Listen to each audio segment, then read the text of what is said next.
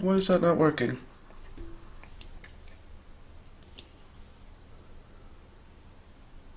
Why is that not working? Oh, right. Perfect. That's the first thing I'll say on stream. Why is that not working? All right, so just a little bit of a delay there, and looks like we are good to go. Other than that, haven't been streaming for a little bit. Also, haven't touched Magic Online in a little bit. So I'm always a little bit shaky when it comes to this program. So please forgive some of my technical hiccups that I might have today. But yeah, just with schoolwork and feeling a little bit under the weather, I have not been playing all too much on stream. But the idea here is pretty simple. I'm going to play Modern with a collected company deck that I have been playing in real life because I've been out of it for a little bit, so I wanted to come back and play something fun.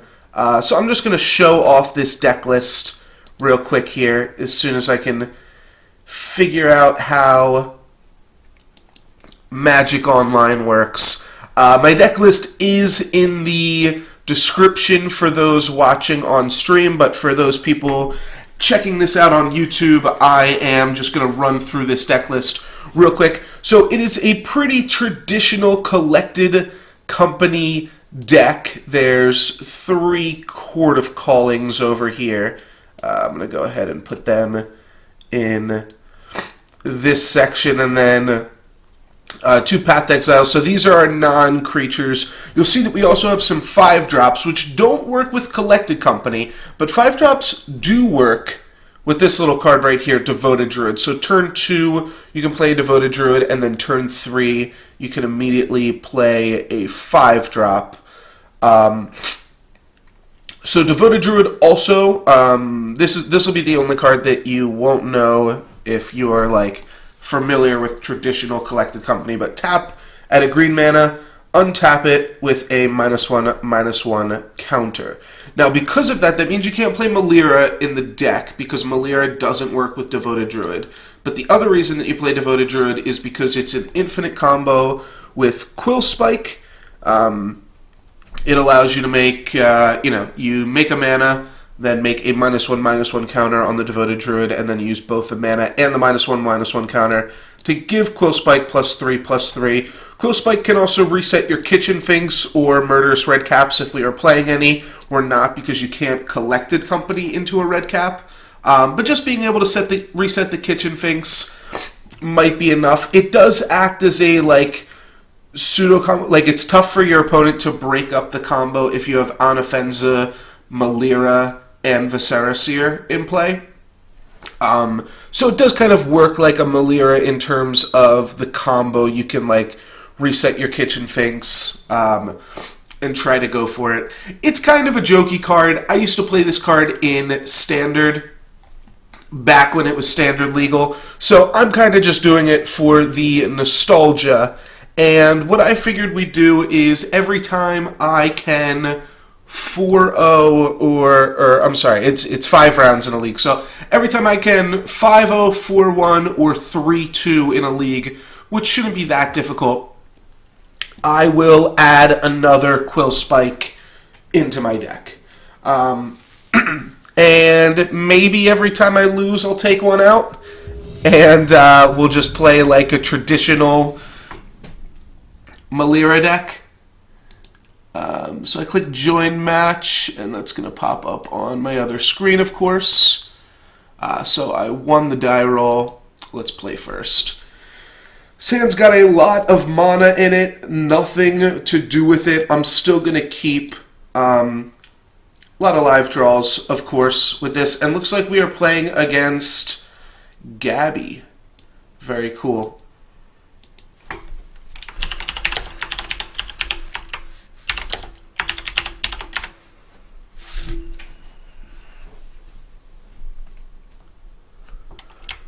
Playing against WotC Coverage Gabby. I have to assume that is the Gabby that we all know from WotC Coverage. That would make the most sense, right?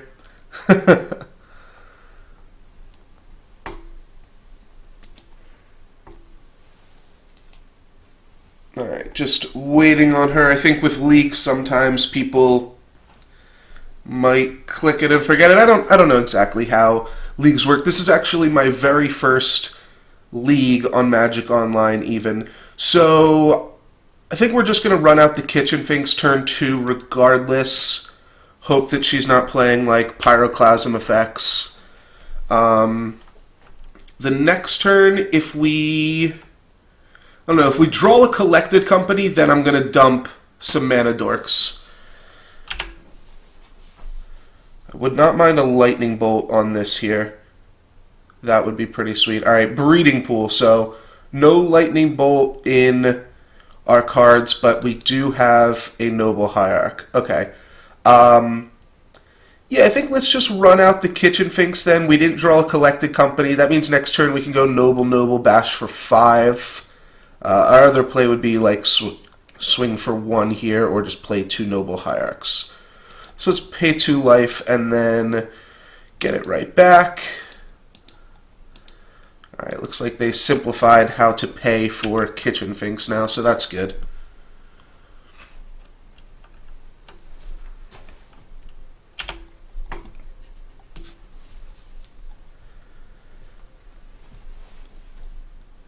And alright, so we're looking at a similar list. This is just going to be like a Bant Company. Could be Spirits or something like that, and she's got a lot of exalted triggers of her own. Let's run out some Nobles and enter combat.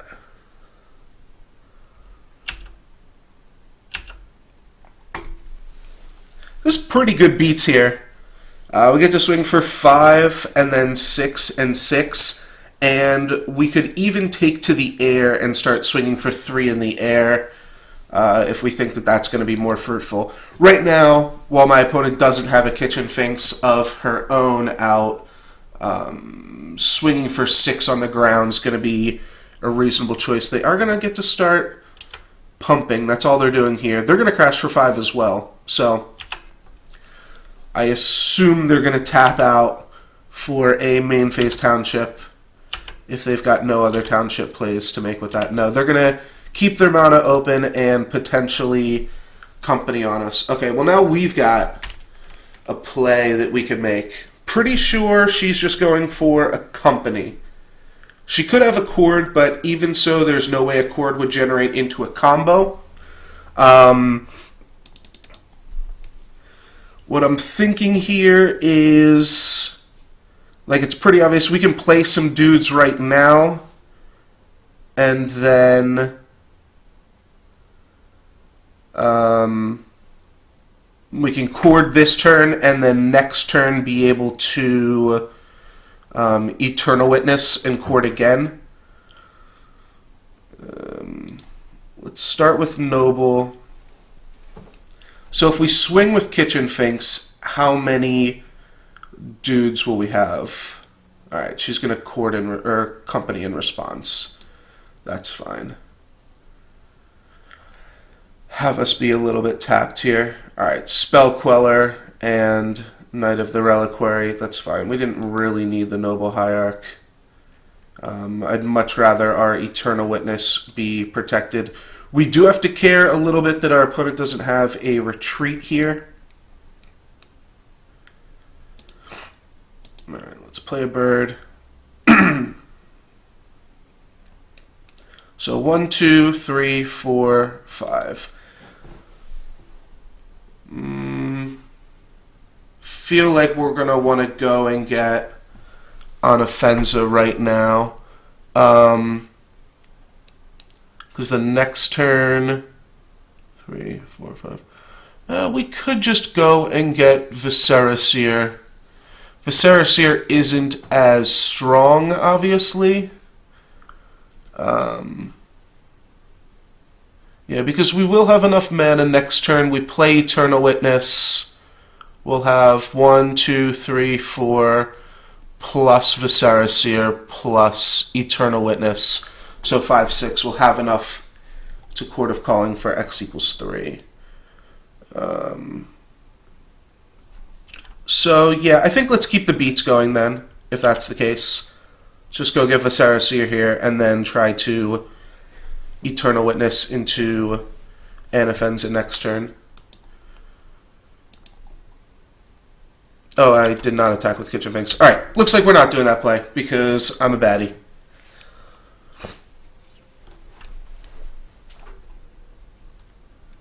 And is this a retreat? If it is a retreat, then we just block with Kitchen Finks and then cord into Anafenza. And we've got a solid blocker. Oh, right, but she gets to tap all of our dudes. I forgot that this was actually a good combo.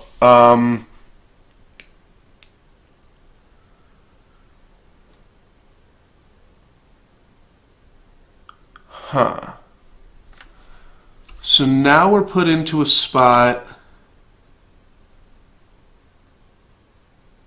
where I think we want to save some of our creatures from tapping with just going for the Scry one. We can't just concede here because we could like go and get Spellskite. That would protect us against a lot of things.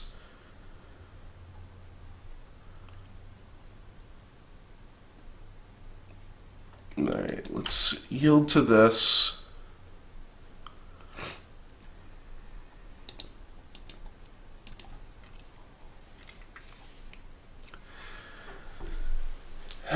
Is Kitchen Finks the creature that we want to block with? I think there's a chance it is.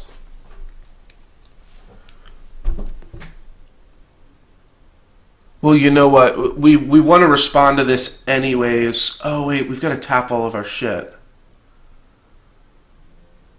Oh, okay. Yeah.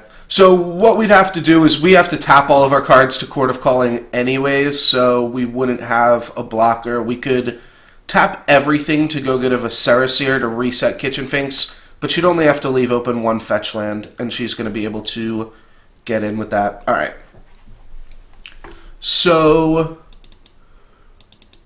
we can bring in some kill spells. We definitely want Aven Mind Sensor as well. I don't know if we want Scavenging Ooze. Quillspike actually seems really strong against this deck. They're not dealing infinite damage, so gaining infinite life is pretty reasonable. And I also don't know if we want all of these kill spells. So we've got to figure out exactly how many kill spells we want. Voice does stop. They're going to have Unified Will, Collected Company, and Spell Queller. So Voice actually is reasonable too. So then what can we cut? Well, this is looking like cutting 8 cards. I like Abrupt Decay more than I like. I believe Abrupt Decay can still get Spell Quellered, right? Does Spell Queller exile? Or does it... Yeah, just exiles target spell. So Abrupt Decay can still get Spell Quellered. That's pretty funny. Let's cut down to 1 Viscera Seer. Let's not bring in any more Path to Exiles. If it'll let us. Alright, Aven Mind Sensor is going to be like the main boy. We've got a Qasali Pride Mage in the deck now. Like, Qasali would have saved us there. It would have meant that we took a beating and maybe still lost on the next turn, but... And I actually don't think we want to battle a Knight of the Reliquary with Scavenging Ooze either. I don't think that's the way that we want to play it. Oh, Spellskite seems mediocre. Voice, I think, is just okay. They're not, like, super aggressive, so we don't need another one. What else would we take out? I mean, I think Kitchen Finks is going to be good. And I think I do still want Archangel of Thune.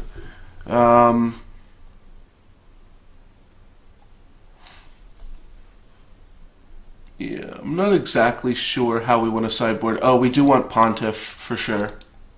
Let me definitely get that guy in there. Let's just cut a Kitchen Finks and an Anafenza, trim a little bit on this combo, but the combo does seem good. Let's trim another voice then.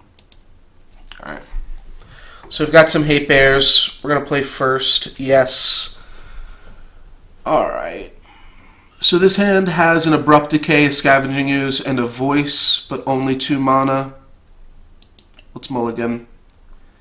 This hand also only has 2 mana. It's got Orzhov Pontiff, but it's missing a black mana. Orzhov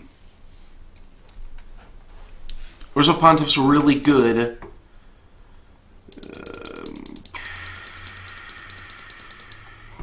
That's tricky.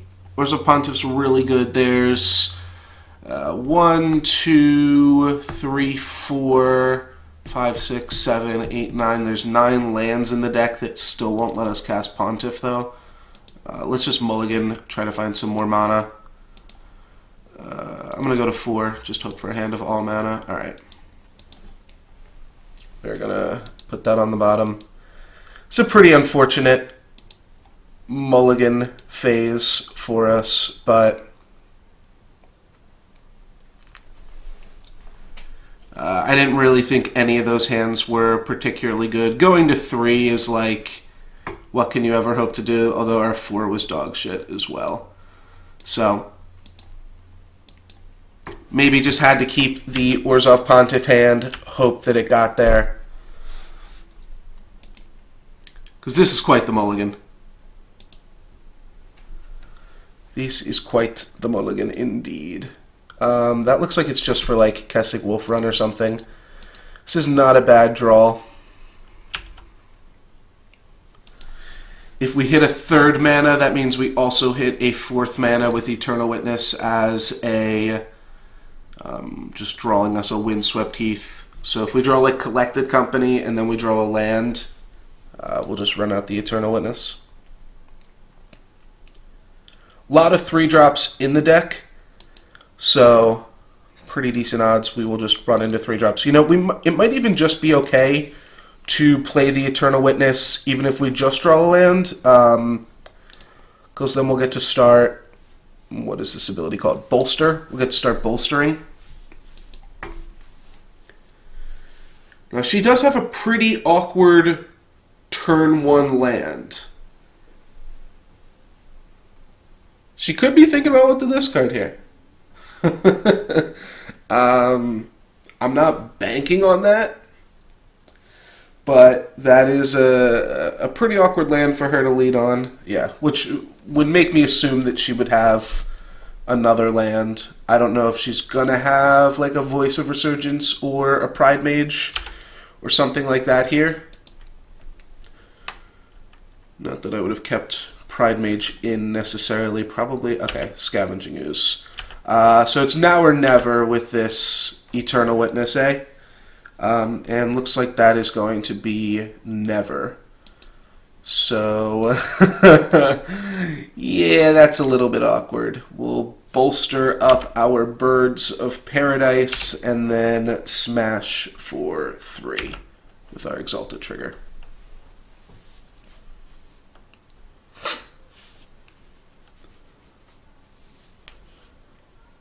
I also don't see her like needing to keep open green mana to like try to exile this Windswept Heath.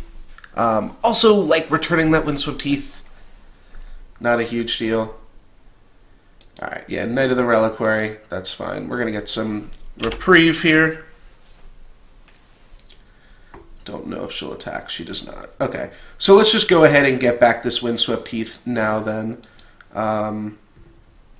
I like to pay 2 life.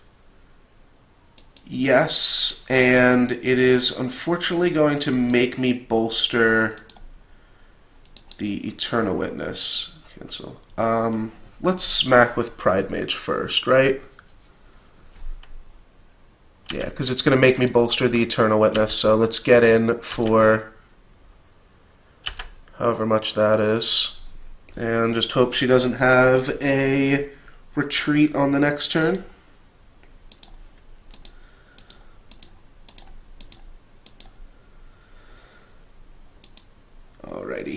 And both of those abilities I don't have to target because Eternal Witness, I only have one card in the graveyard, and Anafenza can only bolster the Eternal Witness.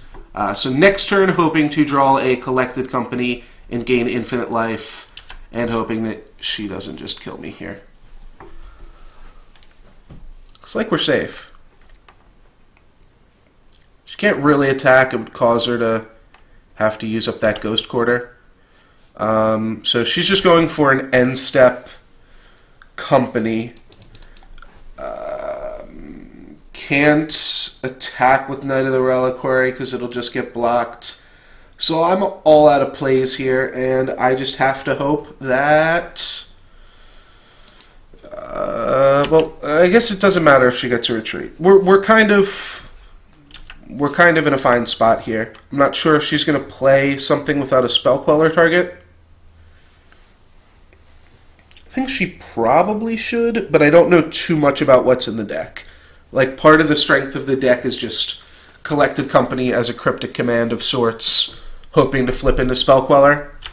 Alright, if she's playing Noble, that means she also has a land, I assume. No, she doesn't. Alright, so...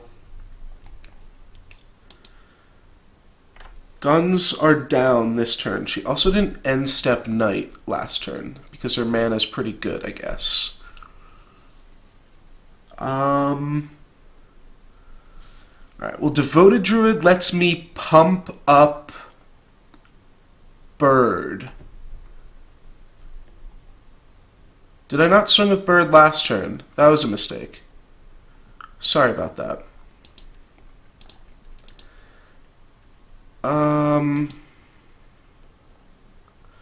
Yeah, I'm gonna go for it pre-combat. This way it can still swing for 3 regardless. She's gonna... Or no, she can't Spell Queller anymore, because she only has 2 mana up. She might just be keeping open mana for a removal spell, just to play it safe. But I'm not sure what's going on here. She only has access to 3 mana. Alright, maybe she is just going to path us here and is just resetting the land? That doesn't make that much sense.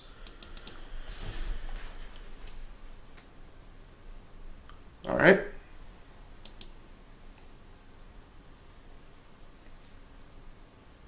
Oh, hard casting a Spell Queller. Okay.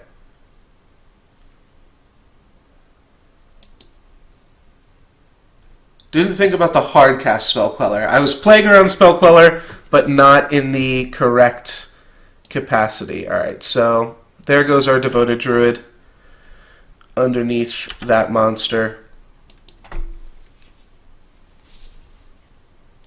Interesting that she's not just choosing to pump up her Knight here, though. And she actually got a pretty weird choice with that. Oh, she's got double Exalted triggers. Alright, well that's a big enough beater getting in there then. Let's just crack these fetch lands. Yeah, let's just get another Temple Garden. No, and another Overgrown Tomb. Don't really care that much about Eternal Witnessing back lands at this point.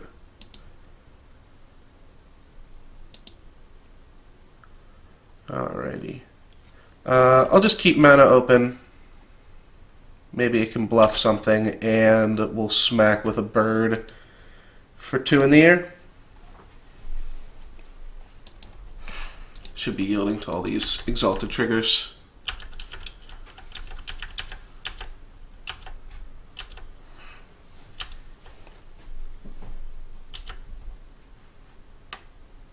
We're still not in the worst spot. Like, a Collected Company can just gain us infinite life, so she's got to be careful. And that's why she's choosing to hold open Spell Queller at every point in the game here. And now I'm dead to, like, almost one more hit from Spell Queller, so... Bird might have to... Bird's going to actually have to chump block next turn, or else she can get a Gavany Township and kill me.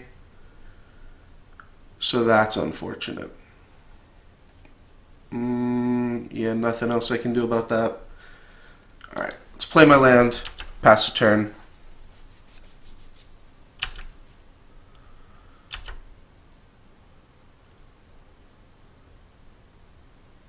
Yeah, she's going to just Gavany here. Oh no, she straight up got the collected company. Alright, well that's going to do me in regardless here. But yeah, this game was not the best showing.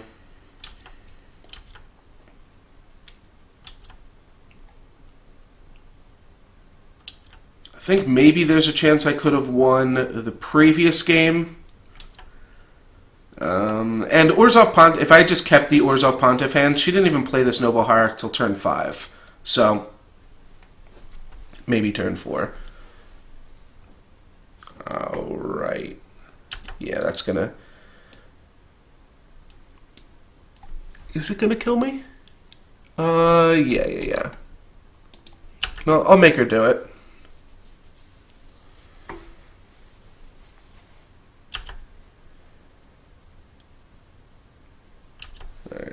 So she's got to go and get Gavany Township here before combat damage is dealt. If she has access to it in her deck. Looks like she doesn't. Alright, so I'm going to go to 1. Alright, so I can still get a collected company.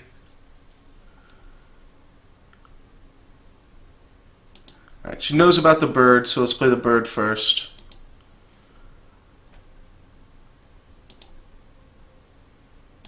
Oh, right. Never mind, that's not how Reflector Mage works. So I'm dead.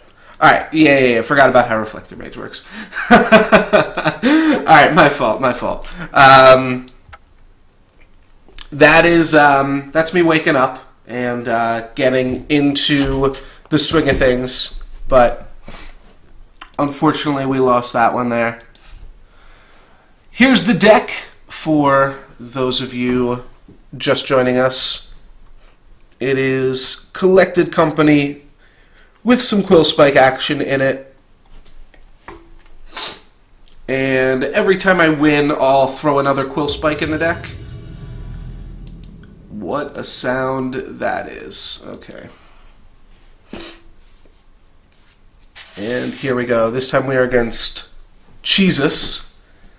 This hand seems reasonable. I'm going to keep it. It's not got too much action going on in it. Obviously, we draw Archangel, we win. Viserys Spike Feeder are not a combo. Okay, we could be looking at Anger of the Gods main deck from our opponent here. Alright, ask and you shall receive.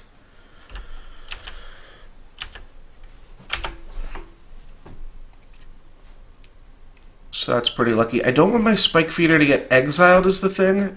So, like, might just be playing Windswept Heath Eternal Witness next turn. Alright, looks like I'm not doing any of that.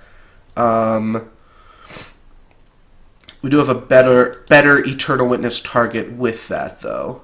I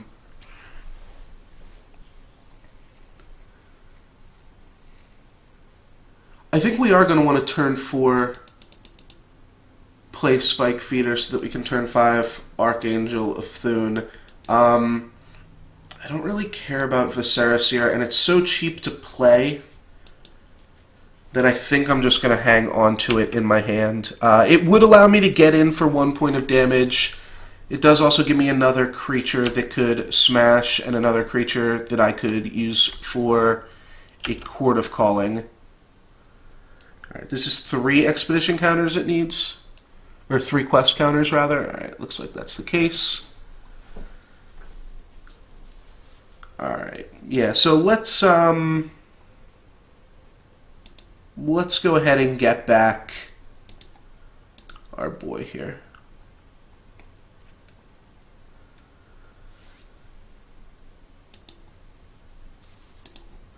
Staying at above 18 life means that our opponent needs to have an additional land in play. And where did my graveyard go? Alright. So we do want to try to stay above 18 here. That is actually a relevant gameplay mechanic. Next turn, I'm just going to play Spike Feeder and Noble, hope that that's enough. If my opponent angers, in response, we'll gain the life with Spike Feeder, and then, right, I forgot, Spike Feeder can't get exiled to anger the gods, so that's good. So my opponent will need, assuming no Prismatic Omen, if my opponent has 7 lands in play, that's not enough. They need the full 8 lands. And that's like more than enough. That's 36 damage. But with just 7 lands, that won't get us. So next turn, if they play a land, crack Kalani Heart, that'll be 7. So that won't be enough to kill us. It could be enough to wipe our board, though.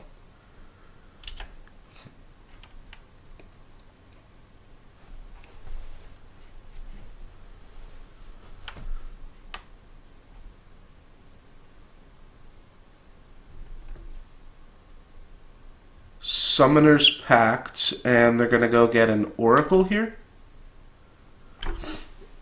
And then tap themselves out next turn. Oh no, they're going to get a Sakura Tribe Elder. That's still going to tap them out next turn, which I think will mean that we win. And next turn, they're going to have to tap all of this. Kalani Heart. No, because now they can end step Kalani Heart. Alright, so if they have a land, then they're going to be able to do it. Okay, that's reasonable then. We can smack with Eternal Witness. It's not gonna lead to anything. Pretty much, if my opponent has land, whatchamacallit, they win. Oh, I didn't fetch double white, so this could also be awkward in that direction.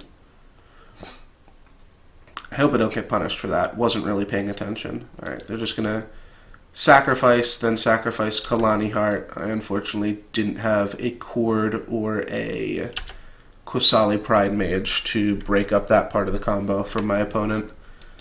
I also can't take them off double green. Let's just play Spike Feeder.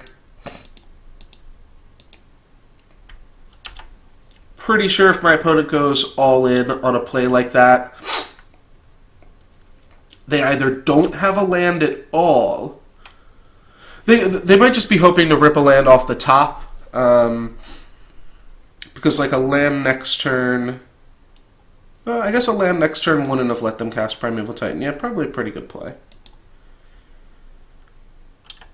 All right. So here they're going to pay 4 for that, and then if they pay 1 more mana, they'll have 8 lands and the ability to Valakut us.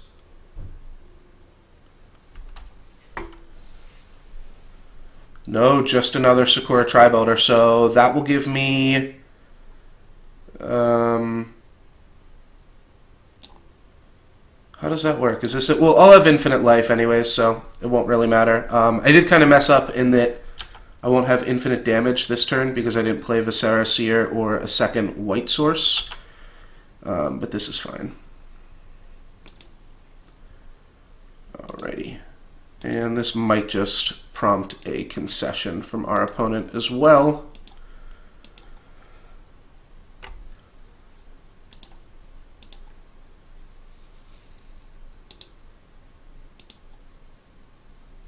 And this combo is actually pretty easy to enact here. Just keep hitting this. And we do want to make sure, alright, that we put ourselves above 50 life at the very least, because that's how much damage my opponent can do with 3 Valakuts, but that'll be enough. What do we want from the sideboard? We want Burnt and Forge Tender. We want Sin Collector, Fulminator Mage. Oh, Qasali Pride Mage is in the sideboard. What am I even thinking? Aven Mind Sensor. We could play with the Pride Mage and the Decays, potentially. I don't think we want to go too all in on that, and I'm pretty much already going to say I know we don't want Abrupt Decay. Also know we don't want Scavenging Ooze. Voices of Resurgence aren't going to do too much for us. Spellskite also really isn't going to do that much. We'll think about it, though. It is a Lightning Bolt deck my opponent is playing. So there's a chance that they work, but you know what? I don't think we need it. Probably cut down a little bit on the combo again of Viscera Seer and Kitchen Finks. Infinite Life does beat my opponent.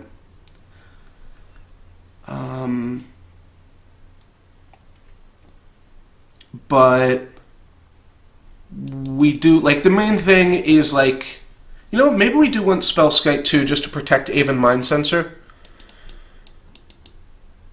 Because that's really how we get it done here, is just protecting Aven Mind Sensor, and that's really all you need to do. Keeping some Path to Exile so a Primeval Titan can't kill us. Do I want Qasali Pride Mage? I think I do. Fulminator Mage, Eternal Witness is also a reasonable strat. It's not as good of a strategy as Fulminator Mage Railer, or whatever that new card is. Rallier? I think it's Rallier, right? I get to cut one more card. I can cut a bird against a deck that is so heavy on Anger of the Gods as their way to beat us. Sin Collector's obviously really insane in this matchup because it gets their sideboard cards from them. Alright, well, this hand's one combo piece short of being exactly what we need. So we'll keep this. Going to lead with Temple Garden, so if I draw an Afenza, we're in business.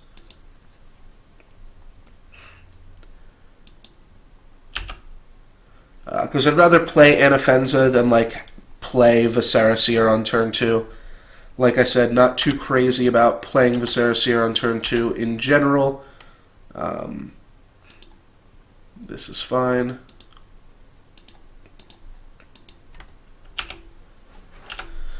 Viscera Seer does have built-in anger protection, so that part of him is fine as well. Opponent going to go for an Explorer into a Wooded Foothills if they have another land. Yeah, they're already cracking their Kalani Heart. That's pretty good. So next turn they're going to have access to 6 mana. That means they can Titan us. And they're going to have a Sakura Tribe Elder as well. Wowie zowie. Okay. Probably just want to commit cards to the board. Do I care if Kitchen Finks gets exiled? Not really. Like, I'd rather just hang on to my Viscera Seer. And I don't really care about the Birds of Paradise. And I don't really have the option of swinging for 1 here. So, play a bird, play a Kitchen Finks.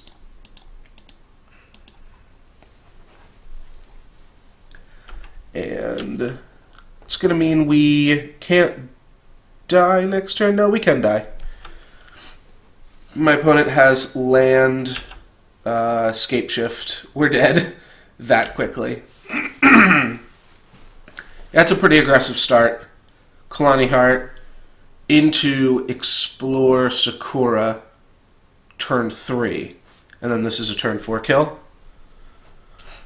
That looks like a Titan. No, this is floating mana plus Escape Shift. Do they have it? 1, 2, 3, 4. 1, 2, 3, 4. Yeah, so my opponent has it here. I'm going to go ahead and concede the game. They do have a lot of mountains in play, but I'm pretty sure that was like the only basic forest that existed in my opponent's deck. No sense making them play it out. I had a lot of rhetoric, actually, would have slowed them down a little bit. I think the deck is good, and I think we're good to go with this. Just got to get a little bit more hate. This hand has no hate, so I mean, yeah, gotta ship it. Just hoping to draw way too much with that hand. This hand's fine. It's a little bit slow. I think we actually do want mana with this hand, so let's put this on top here. And, oh, I don't draw it on my first turn. That's unlucky. Alright. But it is lucky that I get to be on the play here, so I will take that. It means we get to go turn 3 company, turn 4 company, and we can potentially play a Viscera somewhere in there if we really need to. Because Devoted Druid, you can use it for mana once. And so because we have the Gavany Township, we could tap Gavany, Forest, and then Devoted Druid twice to be able to company twice here. Alright. Opponent just main phasing that Sakura since they don't think that they will need to block. They're probably right. If we draw another land, I'm not going to play the Viscera. Draw Fulminator Mage. Well, that would be good. But unfortunately, I don't have another black source. Would have loved to hit that off the Collected Company, of course, but it's just random. Do have Aven Mind Sensor in the deck. I'll just wait and respond to whatever my opponent does with the Collected Company. If they don't do anything, I'll end step it, of course.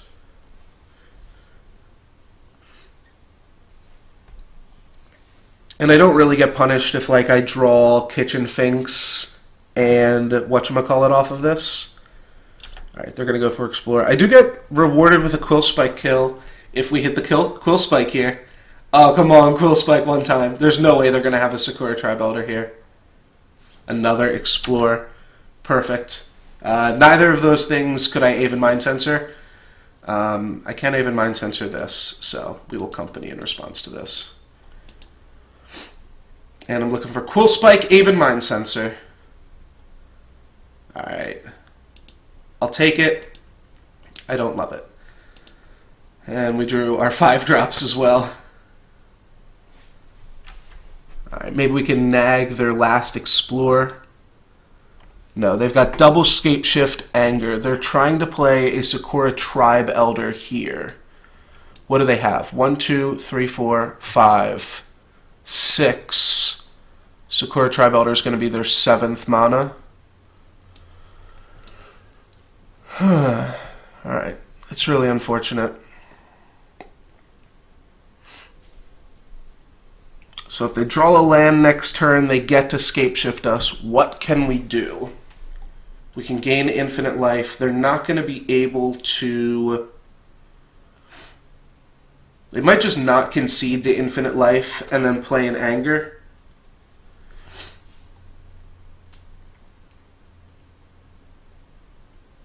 But it's not like I've got another Sin Collector or a Restoration Angel or anything like that. So I'm going to take Anger of the Gods.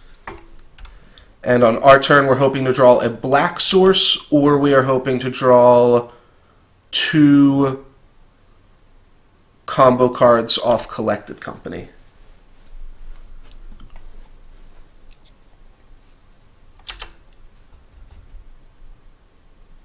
My opponent could also just Wrath the board with Escape Shift, though that's pretty unlikely for them to take that line.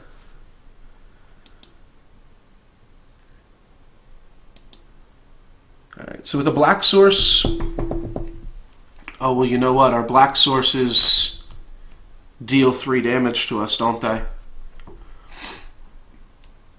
So I play this, I go down to 17, I Fulminator Mage, they crack this, they hit a land drop, they hit us for 18 down to -1.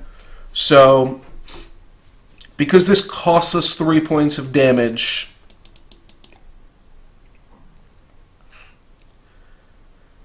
doesn't prevent anything if my opponent rips a basic. And in this scenario, 1, 2, 3, 4, 5, 6, 7, they still have to hit a basic here. Or not a basic, they have to hit a land here. Regardless. So we're not changing our position. I think it's going to be better to just play Collected Company. And then we've got the chance to hit Aven Mind Sensor. We've got the chance to hit other good cards. It's awkward if we hit Eternal Witness and Fulminator Mage is still in our hand, but I am still going to go for this here. Alright, so Burrington Forge Tender, Noble Hierarch. That's fine.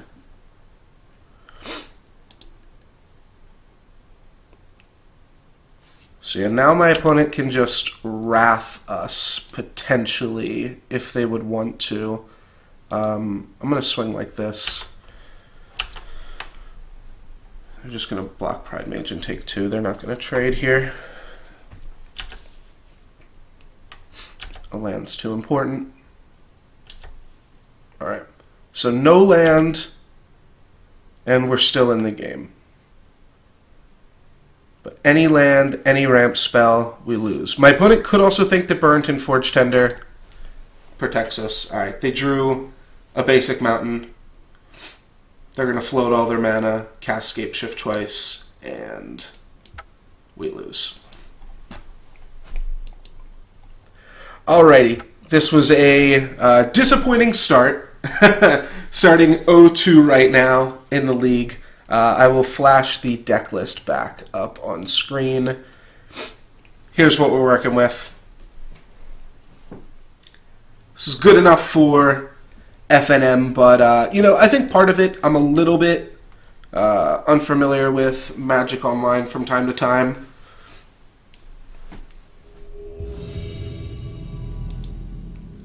But I think we can still make this work, potentially.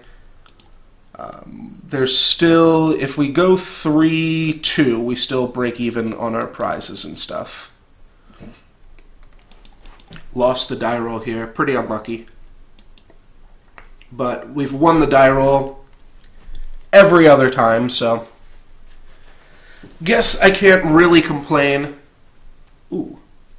Hopefully that noise did not go to you guys as well, but my headphones just acted up there.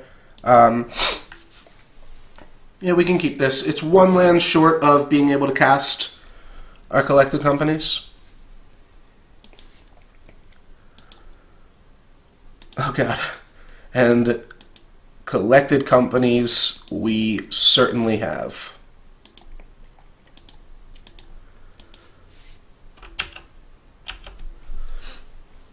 If we'd hit the Quillspike there and got the Quillspike kill, that would have been gnarly.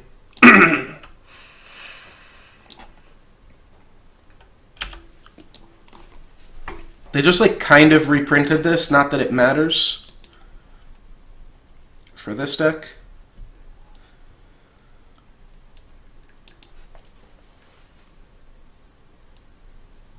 There's a card like that in Among Kotet, or however you say the name of that set. That's a pretty good start, just to be able to yeah, that's pretty gnarly there. Okay. We've got Spike Feeder and Viserys here, both as chump blockers. Actually, I kind of want to just put Viserys here into play, because that'll give us outs next turn, and I don't know exactly how quick our opponent's going to kill us here. They're already hitting for 3. If they play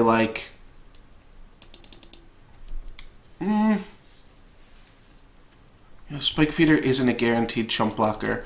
Thing is, we're not going to play either of these two cards the following turn. Yeah, so let's just go ahead and get Viserys out there, because I think we might need it. Maybe this will make them hold open Path to Exile or something like that. But I don't think we're dead here. Even if they play 3 things, if they're if they have another Ethereal Armor, maybe we're dead. That's another +5. Then it's 5, 10, 1, 2, 3. No, I think we're still safe. I think they can get us down to 2. Assuming that nothing pumps them up in the air. It's Ethereal Armor and then 2 +1/+1s. 7, 8, 9, 10. Yeah. Well, I think we got a comfortable little cushion here. Alright. They're going for little bit of a slower route, and then they're going to put a Spirit Link on the Boggle. That's fine. I don't care how much life points my opponent has. You can have all the life points, friend. And this is not life link. It's whenever the enchanted creature deals damage, you gain that much life. So this is like a potential sideboard card against like Burn from other decks. You just put it on their Eidolon, and then they're in a really awkward spot. All right, yeah, let's Coco. You know what? They're tapped out. Is a deck that could potentially play Path to Exile. Let's main phase this. Alright, we're going to take Kitchen Finks and Eternal Witness, getting back the Coco, even though we don't need another Coco. We could have taken Noble Hierarch there, but I think this is a fine play too.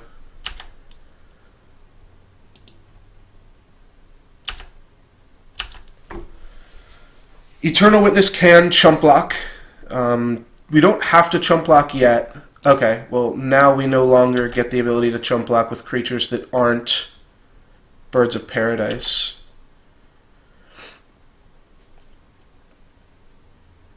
But I'm still not sure if they're going to be able to turn this into lethal here. They are drawing cards now for every aura that they play. So it's reasonable they might be able to. Alright, that's 8. Yeah, no, it doesn't look like it. Yeah, they needed to hit another Ethereal Armor. And even then we weren't dead, right? Ethereal Armor would have given it +7/+7. And we would have just sacrificed Kitchen Finks. Flying and Reach. What a monster. Alright. And we have 7 cards here to hit an Anafenza. Our opponent looks like they have a decent chance of having a Path to Exile in their hand now, though, leaving open 1 white mana. So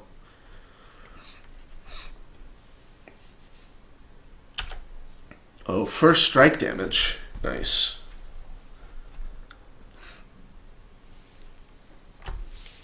Now let's move into normal combat damage. They might be trying to play something here, not realizing that they aren't in the main phase. They really should just keep open that Horizon Canopy. That's like one of the best things they can do. I'd be surprised if they don't have another land, though, either. Still got 6 cards in hand. They've drawn how many? 1, 2, 3, like 6 extra cards? 1, 2, 3, 4, maybe 5 extra cards here they've drawn. Okay, it's a Razorverge Thicket, and then they're going to keep open Path to Exile mana. Another Collected Company, got the full suite. We're going to keep Birds of Paradise back as a chump blocker here. And then we're going to have Collected Company. So we can also smash in with Kitchen Finks, and that's pretty free. Oh, you know what? We can attack with everybody.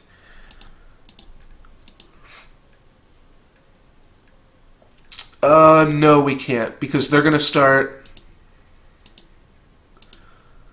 We want to keep Eternal Witness back as a chump blocker, because they're going to start spreading their stuff out onto Core Spirit Dancer as well.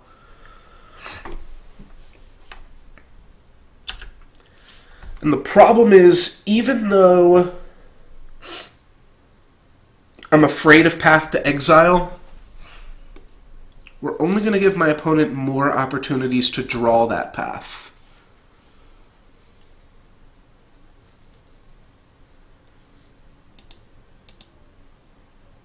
So let's go ahead and grab a Forest. Then I'm just going to run out this company. Alright, we grab another Birds of Paradise and another Kitchen Finks.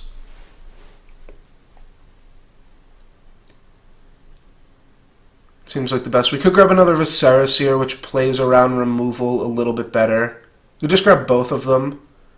but then we only have one chump blocker for the flyer. I mean, I can't imagine that's actually going to work out that great.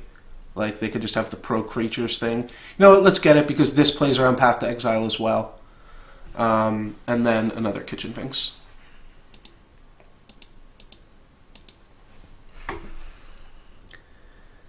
And then we're all done. Yeah, Archangel of Thune is also a live draw, because Archangel Visceraseer Kitchen Finks is a different but equally game-winning combo.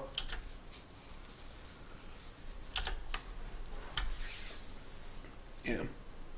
If we're playing around Path to Exile, we're playing around Path to Exile. So now we have two different birds. Maybe they've got two paths. No, they're going to path the Visceraseer. Well, I kind of wouldn't mind shuffling my deck in, considering a Visceraseer's on the bottom of it right now. And the Archangel's on the bottom. So I'm actually just going to let this resolve simply for the shuffle. Is that wrong? No, because then I could hit an Eternal Witness. And there's just a lot more Eternal Witnesses in the deck. There's 2 Eternal Witnesses compared to shuffling in the Visceraseer and Archangel on the bottom. Alright, let's scry one. On just itself. Yeah. I'm glad that they asked me. This is my graveyard. I don't need to see that. This is the card that I'm scrying. Let's scry this to the bottom.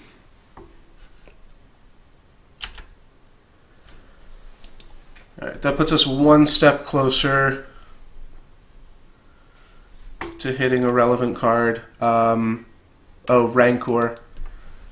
Yeah, Rancor's enough to do us in, right? Yeah, because we can't gain life off of our Visceraseer. Alright. That was tricky. We definitely want anything that resembles a combo. I'm not crazy about Path to Exiles. Also not crazy about even Mind Sensors, Stony Silences, Scavenging Ooze, Voice, Spellskite, obviously insane. We want our Abrupt Decays here. The chance of Orzhov Pontiff working is pretty slim, but if we're on the play, there's a chance. So we go Mana Dude. Yeah, we'll try it out. I think Fulminator Mage is about like just as likely to work. I'm going to keep in one Path to Exile, I suppose. Just because I don't think we want any of these other cards here. Voice is like a reasonable chump blocker, but doesn't do anything else. Alright, so we are just a combo deck playing against another combo deck. Neither of us really interact. Our opponent has 4 Path to Exiles in their deck. And then we also have the ability to like Spellskite them and have that be a reasonable line. Would we like to play first? Yes. So that's the reason to have 2 Spellskites in the board then, like specifically for this deck from our opponent. Alright, can't keep a no-lander. So we'll ship that. Alright, this is the turn 2 Pontiff, but it doesn't have the black mana. Alright, so this is unfortunately a mulligan to 5.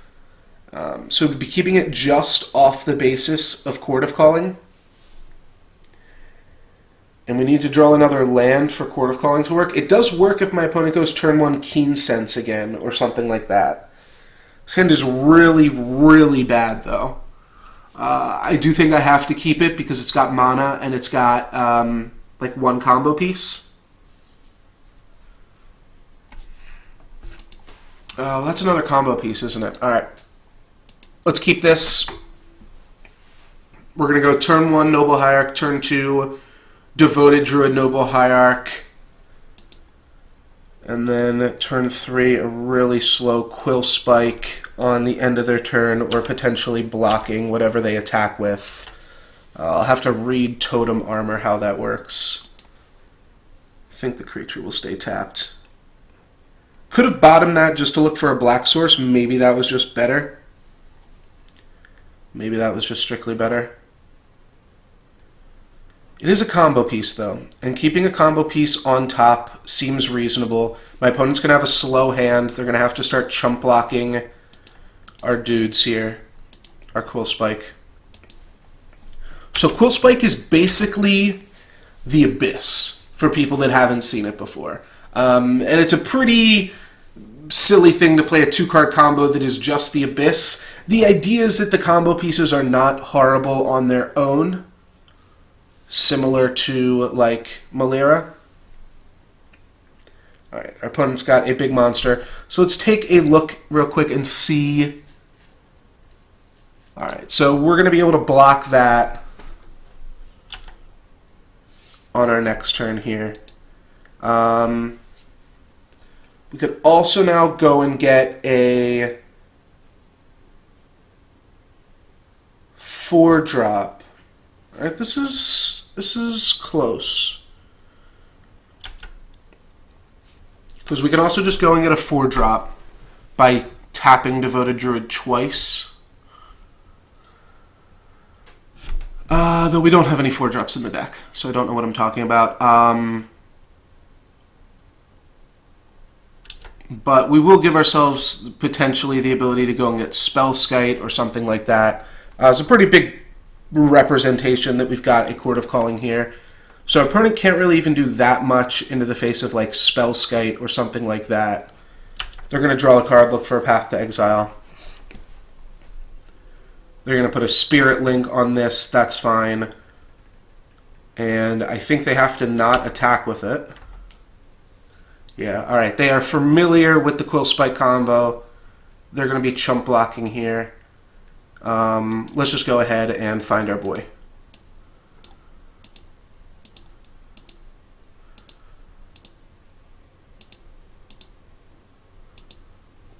Alright, X equals 3. Going to go ahead and get a Quillspike. And then we'll untap and take our turn. And our turn is not super impressive here again. They're going to gain some life and lose their Spider Umbra.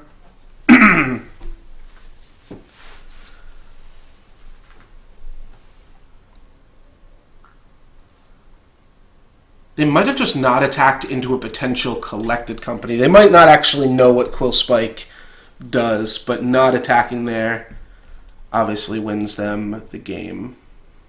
Or doesn't lose them the game. I am going to go ahead and attack just to remove that totem armor, though. Alright, so currently we're swinging with a 3-3. Maybe they just won't block, because not everybody knows what a Quillspike does. Oops. Undo. Alright, so that gives us a 6-6. I think that's good enough.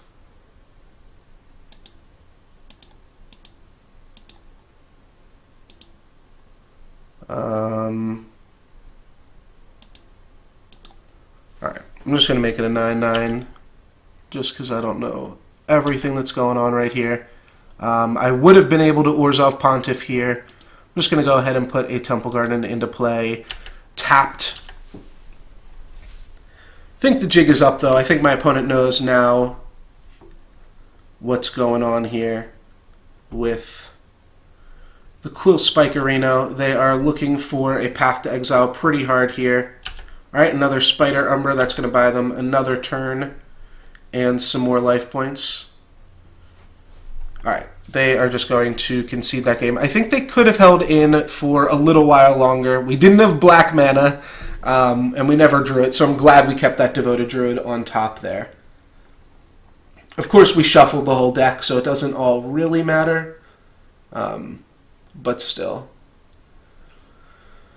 Don't think we want Sin Collector. I think Fulminator Mage is like potentially reasonable against this deck just because they're so land light. Could have boarded off Orzhov Pontiff on the draw, because it's so much less likely to matter. But we do see my opponent still has Spirit Link, Keen Sense, Rancor. There's a few different things that don't pump toughness. Alright, so this hand is pretty solid from the other direction.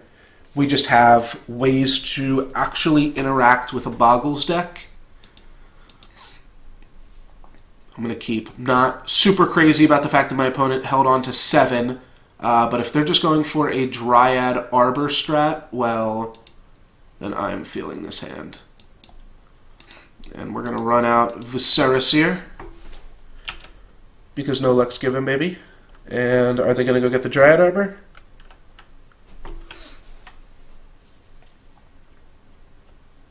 Nope, they're going to go get Temple Garden. Alright, so hopefully this is a core Spirit Dancer. It is. We get to Abrupt Decay it. That is beautiful. Beautiful, beautiful, beautiful. And now all we need is a Kitchen Finks, and we win. So this is a very, very easy Abrupt Decay. And then I'll smack for 1. Boom, 18 all.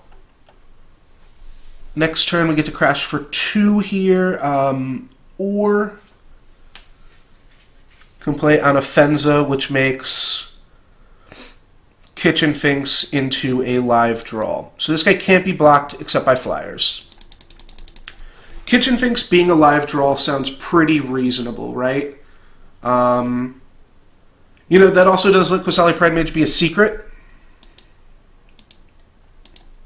So let's keep a secret Pride Mage. It means we don't get to attack for 2 this turn, which would have allowed us to do.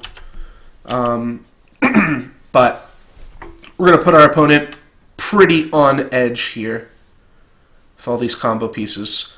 Alright, Rest in Peace. It's a little unlucky, but we do have a Pride Mage for that if we decide that's the route that we want to go. I don't really care about protecting this Verdant Catacombs that much. Alright, Rancor. Maybe we get Orzhov Pontiff or something now. I'm just going to crack this for mana and go get an Overgrown Tomb.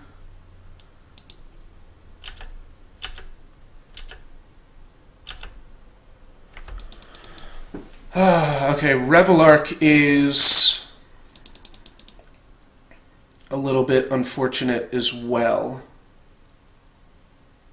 So how do we want to play this? Next turn we already have Archangel of Thune, which just gets to be a big monster, if nothing else.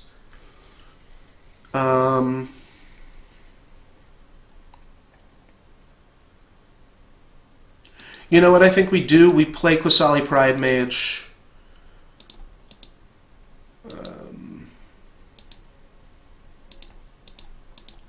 And just keep open his ability. Oh, we get to bolster here. That's not bad either. Means we get to smack for 4. Forgot about the bolster ability. So I'm not convinced that we're going to kill Rest in Peace here. Obviously, we don't want to kill Rancor, because then it will just go right back into my opponent's hand.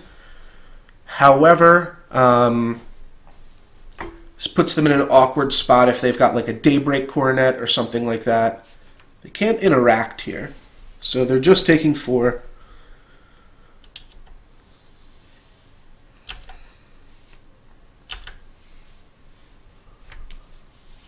A lot of really strong draws with our green instance. Yeah, like Ethereal Armor could very well just be a card that we can't beat. So we just want to blow it up.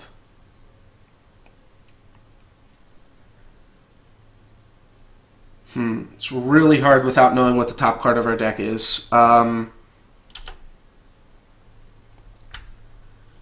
Once we blow up Rest in Peace, though, do turn this into 7.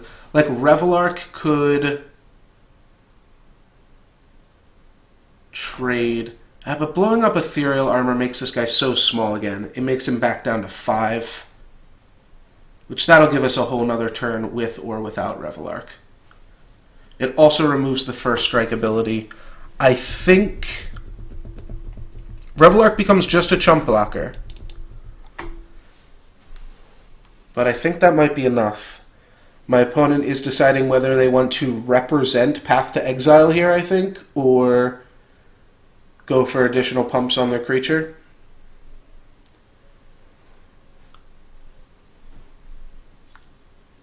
And just because, like, so the longer they think about this, does that mean that they're more likely to have it or more likely to not have it? Because they could just be thinking, is it worth bluffing Path to Exile? I do think I have to blow up Ethereal Armor here.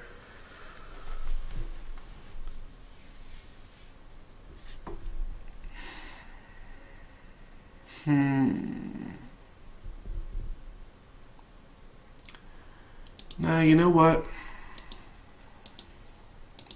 I think I'm going to blow up Rest in Peace. And I'm going to blow it up now to save ourselves a little bit of life points here. But it potentially, like, we have Revelark as a chump blocker next turn. We're going to be able to find the combo. So I'm just going to blow this up here.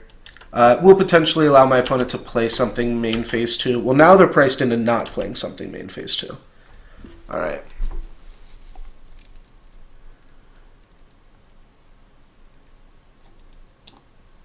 Yeah, so they're going to trample and reach over my Revelark here. So let's just cast this. I could very well die, but I think this is a risk that I'm willing to take, and let's just smack here, playing as if my opponent does not have a Path to Exile. If they have a Path to Exile, I'm dead, so I don't really have to turn off auto yields, but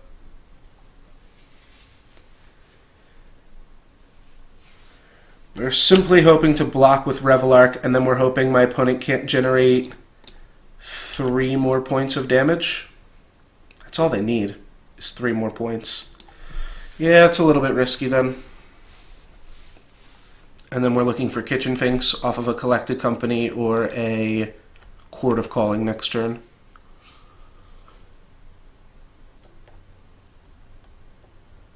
Even just 3 1-mana artifacts. Alright, well that's definitely going to be enough to get the job done. And that is also definitely going to be enough to get the job done. So let's see. Yeah, I mean, even if I had blown up the Ethereal Armor, I was dead. We'll take the damage. That is going to be the end of our League experience here as we start off 0-3. But you know what? I'm going to play 2 more games here just to round it off and get a little bit more experience with this deck here.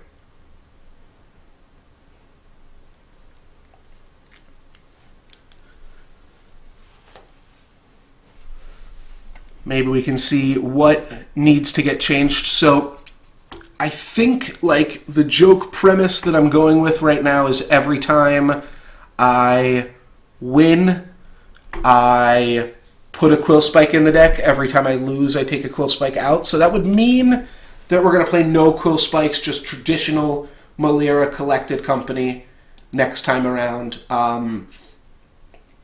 Maybe I'll look into a Rallier version, because I feel like this version doesn't rally enough. So if it was a little bit Rallier, that could be good. Alright, let's see if we can Dream Crush somebody here. Pretty innocuous hand we've got right here, but should be good enough. It's got mana sources, it's got 1 piece of interaction. I think this hand's pretty decent across the board. Nothing crazy, nothing crazy. It would need like a Kitchen Finks instead of this Temple Garden to be better. Alright, and based off what they take here, if they take the Path to Exile, it's probably a Death Shadow deck. If they take the Viscera Seer, it could be anything. Oh, it's not a Death Shadow deck. They went Swamp into Inquisition of Kozilek. No. That's not what Death Shadow does. Death Shadow goes Fetch, Shock, Thoughtseize, Inquisition of Kozilek. Could be like a Grixis control deck or something, in which case you leave me with Viserys here, I'm pretty sure still, and take Path to Exile. They could just have a lot of paths or something, though. Alright, so we reveal that we drew a Noble Hierarch, but this allows us to smash in for 2 here. And there we go. Pump up their Death Shadow a little bit. Again, I don't think this is a Death Shadow deck at this point. At this point in the game. Unless they cycle a Street Wraith right now. Okay. They were paused on my end step there. They could have cycled a Street Wraith. Now, it looks like some mono black funky stuff going on. Well, we are 0-3 in the league here, so we are bound to hit some funky stuff eventually. 2-drop could be Bitter Blossom, could just be... Can't be a Hex Mage, that card's not playable. I'm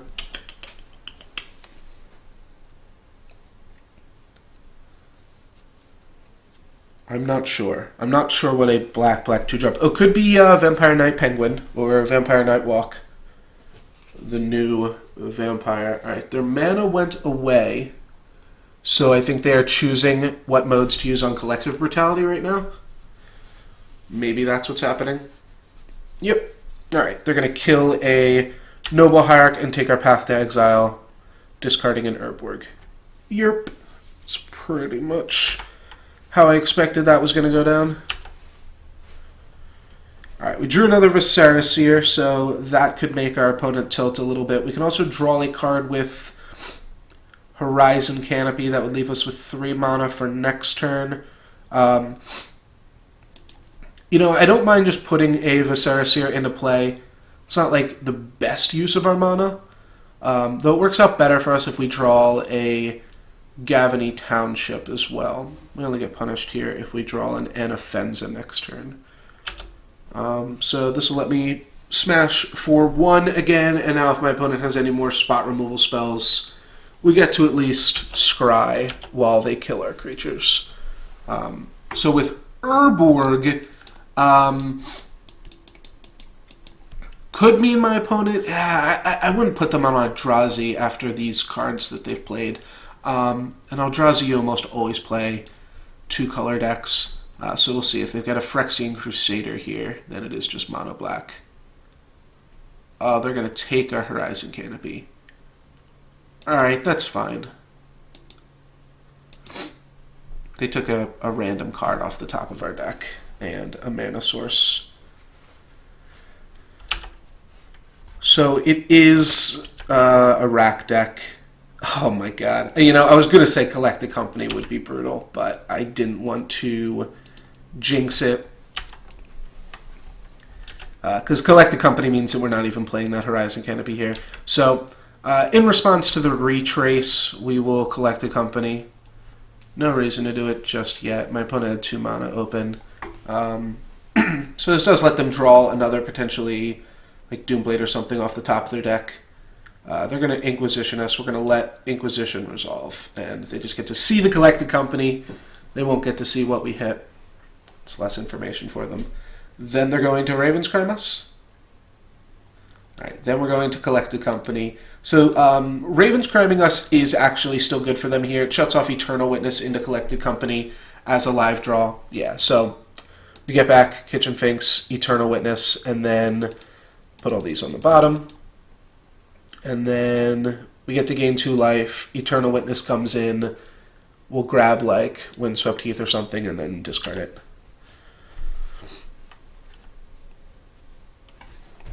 We could have done something there had we had a mana open for Path to Exile. Could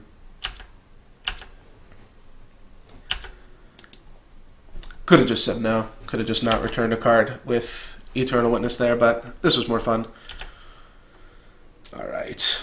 Birds of Paradise, that sounds fine. Let's just swing out. We get to swing for 6 here, put our opponent down to 9. I'm going to play the bird. My opponent needs to draw a rack off the top of their deck at this point. Yeah, They could play like a Damnation or something like that, but honestly not even super worried about a Damnation. And this gives us one more Scry even, which I think is better. You gotta figure out, would you rather have a bird in the bush or one in the hand? They reveal they've got 2 more mana in their hand. That's unfortunate for them, of course. So Scavenging Ooze, Sin Collector both seem fine. We definitely want ways to blow up the rack. We definitely don't want Fulminator Mage. Voice of Resurgence is like a reasonable card against Pox. Ava Mind Sensor probably not good. What else are they going to have? They're either going to kill us with Inkmoth Nexus or Phyrexian Crusader or just the rack. Phyrexian Crusader means we don't want Path to Exile anyways.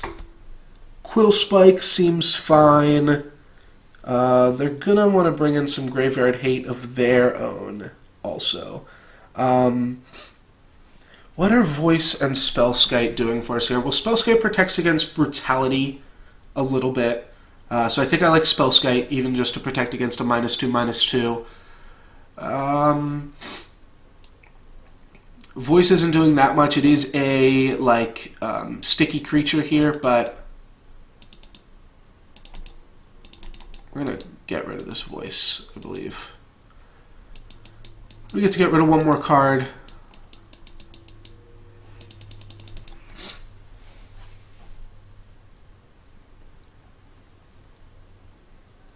And honestly, yeah, I like everything. I like the combo. Definitely like all of our instants, though they should be like a little bit slow normally. We definitely want all the mana dudes that we can get our hands on. Maybe I just cut like Spike Feeder. Cut one Scavenging Ooze. It seems better than Spike Feeder though, but Spike Feeder turns on a combo. Alright. Let's go with the plan of only needing one Scavenging Ooze here. We haven't seen the use for Urborg. That's why I'm guessing my opponent might have Inkmoth in their deck. This hand seems fine.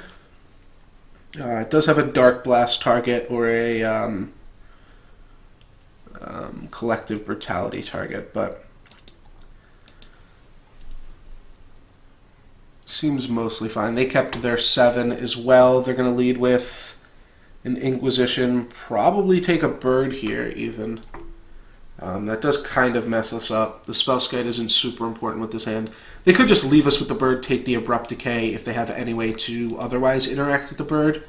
Oh, you know what? You just take Eternal Witness. What am I saying? You just take Eternal Witness when you Inquisition somebody, because I'm probably going to hit my 3rd land, and the only way you wouldn't take Eternal Witness is if you're taking Birds of Paradise, because that's the only card that I'm not going to want to return with Eternal Witness. But even still, then they've got to battle through double Abrupt Decay if they don't take Eternal Witness, and taking Abrupt Decay is just strictly worse than taking the Witness in this spot, because Witness will get it back and leave me with a 2/1 body. Alright, so it is the Eternal Witness, so my bird is safe for now. We could get brutalized on our opponent's turn 2, taking our Abrupt Decay and this Birds of Paradise. That would have made that Inquisition like a pretty easy play, though. Obviously, that's kind of lucky. And Eternal Witness, returning Eternal Witness is pretty decent against a deck that just wants to make you hellbent. So,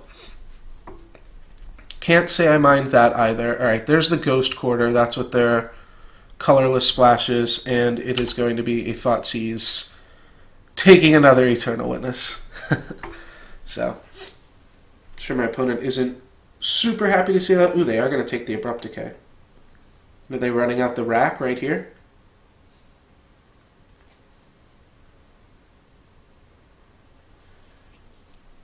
I don't think that they should.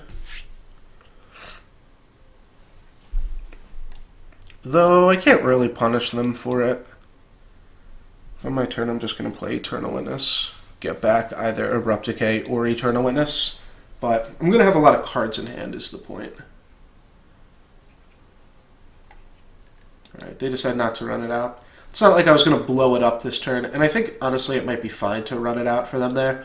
Alright, well, that is insane. That pretty much just means that if I can draw some lands, I will eventually win this game.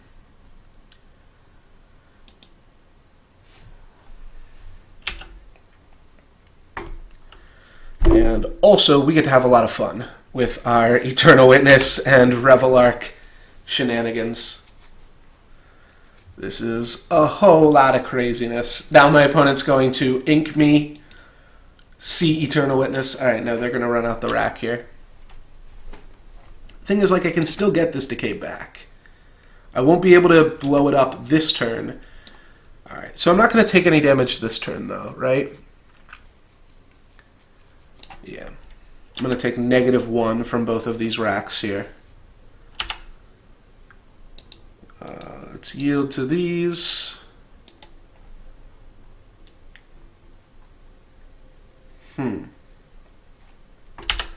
Alrighty, well, a backup Eternal Witness, I guess, isn't horrible. A fetch land would have been pretty insane this game, though, too.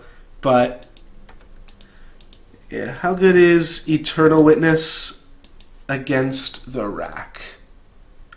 Pretty good. Alright, Abrupt Decay is our only target. Just have to click yes. Meanwhile, we're just beaten down with 2-1s. Like, I'm pretty much just playing Elvish Visionaries at this point, but they're like... Yeah, I mean, Elvish Visionary, I think, is a good card against the rack, too. So, it looks like Brutality here, going to take the Abrupt Decay. So, they do get a 2-for-1 on us, and they are going to kill... Oh, no, that's a Dismember. Okay, well, they are going to keep us off of black mana and off of 3 mana here. So, that's pretty reasonable. We're not taking any rack damage, though. And we're just going to play a Birds of Paradise this turn. Much to our opponent's chagrin, I am sure. So the rack is like the one modern deck that when people bring it up, I always tell them not to buy or not to build. Alright, we're going to lose Plains, Archangel, Eternal Witness here.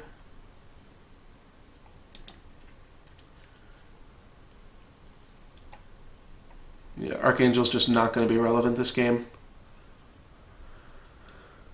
Our opponent is going down to 9 because of this. But I think we just need our mana with Birds of Paradise. It's going to let us cast Abrupt Decay potentially if we want to. Or Spellskite. I think I just want to get Spellskite into play, assuming I don't draw a land here. If I draw a land, I'm going to Eternal Witness back Eternal Witness, obviously. Alright, so let's make the obvious play here then. Swamp. And this might cause a concession or an aneurysm from our opponent. Not sure yet. But drawing all the Eternal Witnesses, yeah, pretty funny.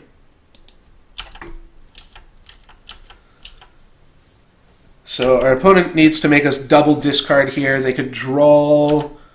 what did they discard? They discarded Wrenchmind, so they probably have more discard in their hand if they discarded Wrenchmind. Though we do have a Spellskite protecting us from Wrenchmind as well. Wrenchmind makes us discard 2 cards unless we can discard an artifact. Came out in original Mirrodin block. And yeah, we have Spellskite doing like secret work against that. Alright, now we need 2 more mana sources to be able to play. Alright, they're just going to concede. Yeah, they were going down to 1 on this turn, and we were going to be able to clean it up. Maybe I should have went for a casual league on my first run here, but decided to go for a competitive run.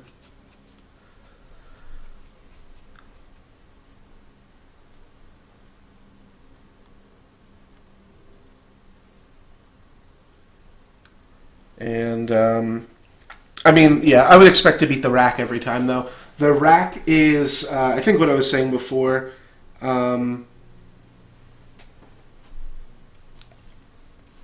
is that the rack is like one of the few modern decks that people think is a modern deck, but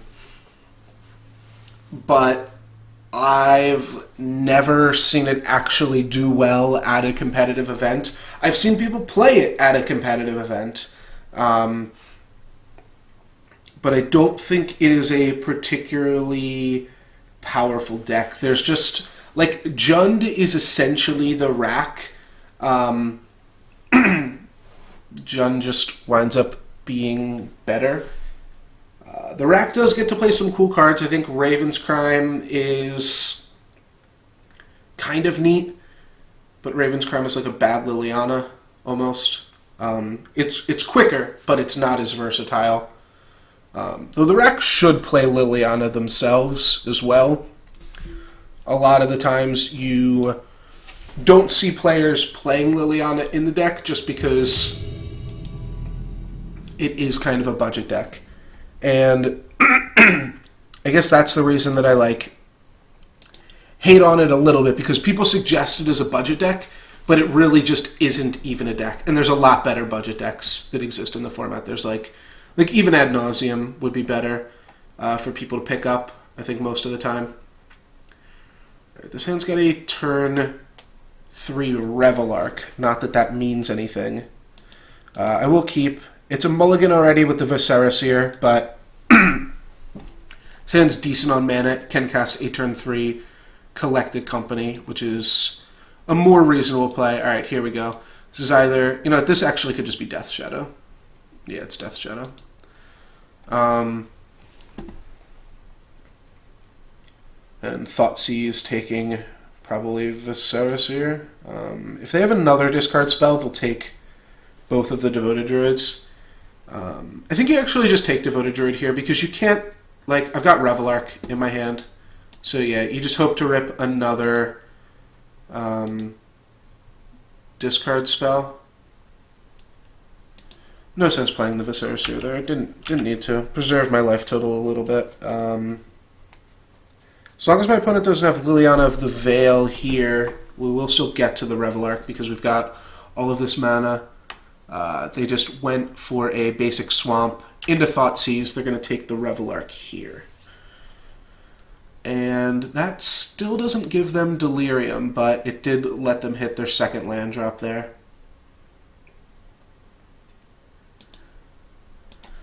It's fine, getting a little bit punished for not running out Viscera by drawing a second one.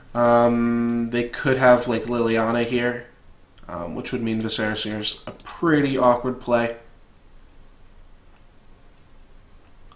Not Liliana of the Veil, obviously. Liliana Last Hope, I think it's called. Can give -2/-1 to creatures, so that definitely kills the Viscera of the world. If I don't draw a green instant, or really I'm just hoping to draw anything green next turn. A bird isn't great, but even a bird is actually okay. Alright, Noble Hierarch, about the same.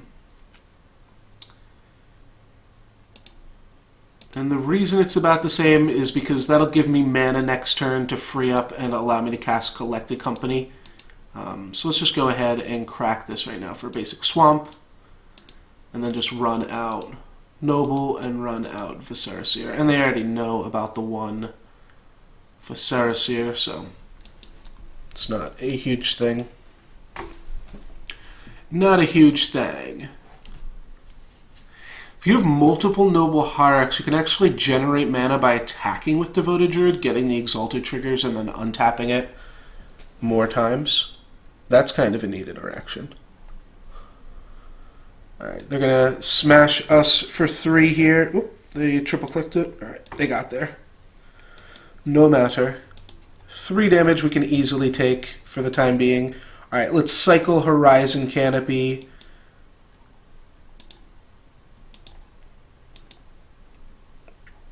And like I said, now that we've got excess mana, we're kind of free to do that. And green spell. Would love to see something green here. My opponent's holding open Abrupt Decay. Alright, that's a little punishing, but we will just run out our clowns here. And smash for 2.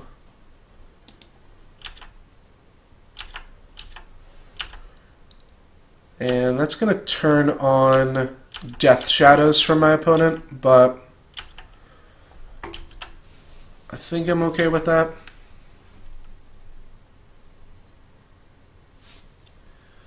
I'm representing Chord for X equals 2 here. We're going to Fatal Push. Alright, we're going to Scry 1. That's going to pump Tarmogoyf. Just trying to keep us off of combo pieces here, which makes sense.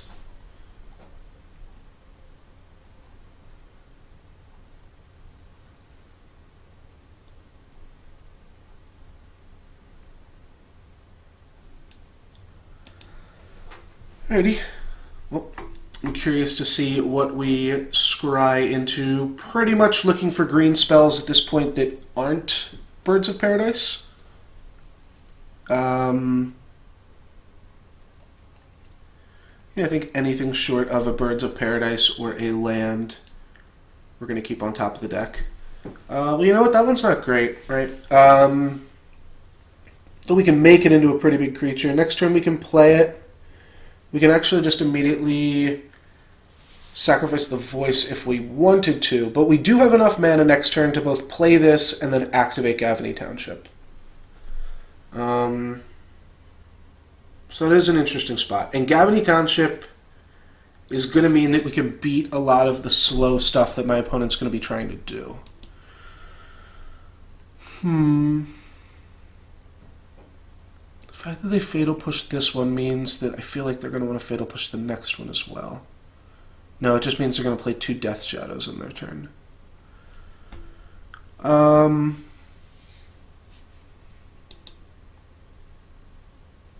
That's really close. Yeah, so we get to play it, we get to activate it. If we sacrificed it, we would have a 6/6. But I don't want to do that.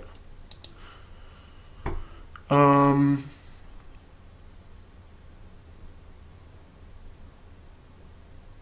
going to go bottom. We can play any of our green creatures and pump them up here. So they're all about the same. And the more we put on the bottom, the better chance we have of just drawing a better one, like a Collected Company here. Alright, this could be Liliana, which could be a little bit bad for us. They're going down to 8. No, it's the first Death Shadow is a 5/5. Then they're going to smash for 4. And that's all they got? Okay. Alright, well now I feel like we got a little bit punished here.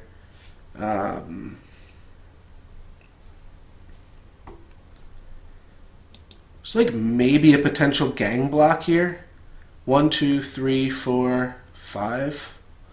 No, it's not great. Yeah, I can block all of my creatures on the Death Shadow or Tarmogoyf, and then they'll blow up the Viserys here with their Abrupt Decay. And that's quite the blowout.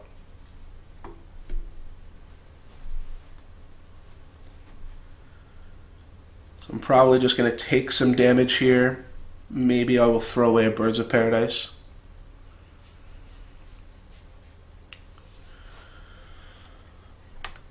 Yeah, not attacking, for sure.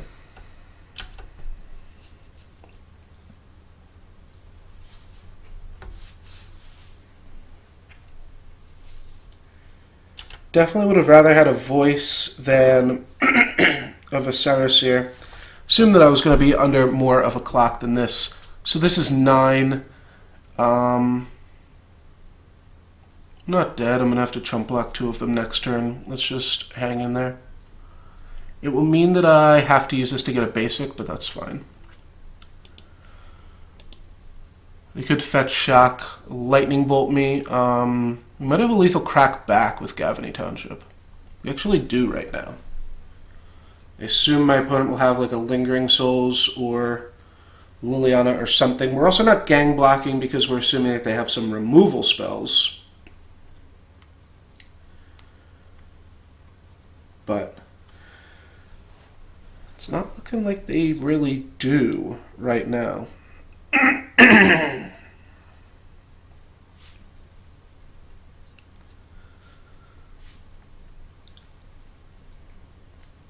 I mean, they have to have removal spells, right? Because if they don't have removal, then they don't have anything. They could have 2 Death Shadow, or 2, like, they don't have lands. Like, they could just be sitting on Tarfires with no red mana, but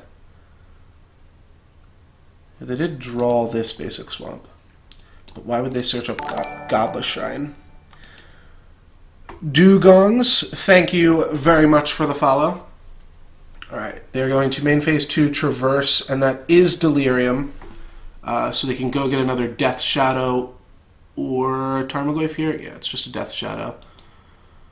Okay, so they get to block 1 of our dudes. Okay, they do have a bunch of Death Shadows. I thought they did. They were just slow rolling them here.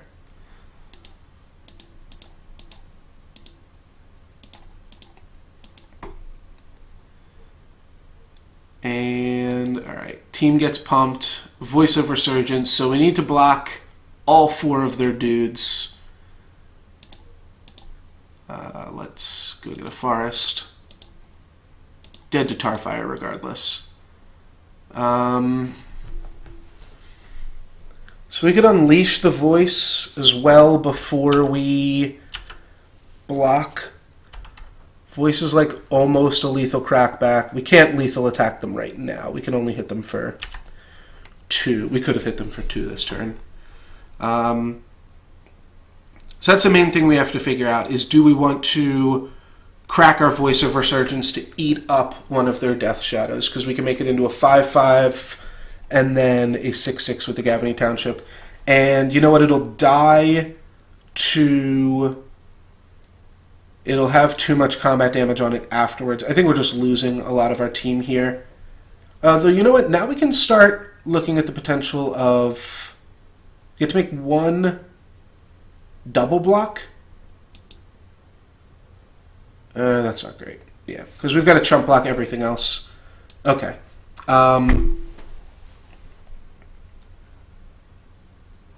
So yeah, what do we get to do? We get to do 1... double block, which is something like this. These the creatures we want to keep around? No, I think we want to keep around either Viscera or Devoted Druid. Do we want to choose which one we keep around? You know what? I think we do. I think we actually just want to keep around Viscera and lose everything else. Yeah, that's the play. Okay, so then before combat damage, we're going to do some scrying because we're going to find a collected company. So let's make a green mana and a white mana and sacrifice this. It's going to give us a 2/2. We're just hoping our opponent has no interaction in their hand. Which is like pretty impossible because they've got 3 spells in their hand. And we know 2 of them are spells. 1 of them's allowed to be a land. And they can't... I think they're just junk Death Shadow. Alright, so here's our 5/5, but again, we didn't block with that because we would have just lost it anyways. So this at least gives us a creature. Alright, well that's what we want. So now let's just go ahead and activate Gavany Township.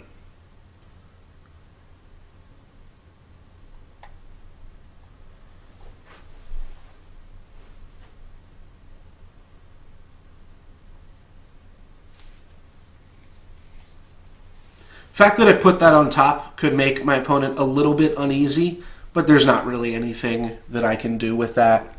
I'm probably going to hit the Quillspike off of it, but the Quillspike wouldn't have been lethal anyways.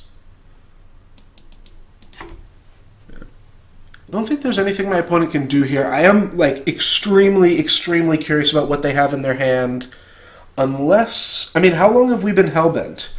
Could they just be sitting on like Inquisitions? Like that seems unlikely to me too, because the Fatal Push turn they kept open extra mana. So I really do think they have an Abrupt Decay in their hand.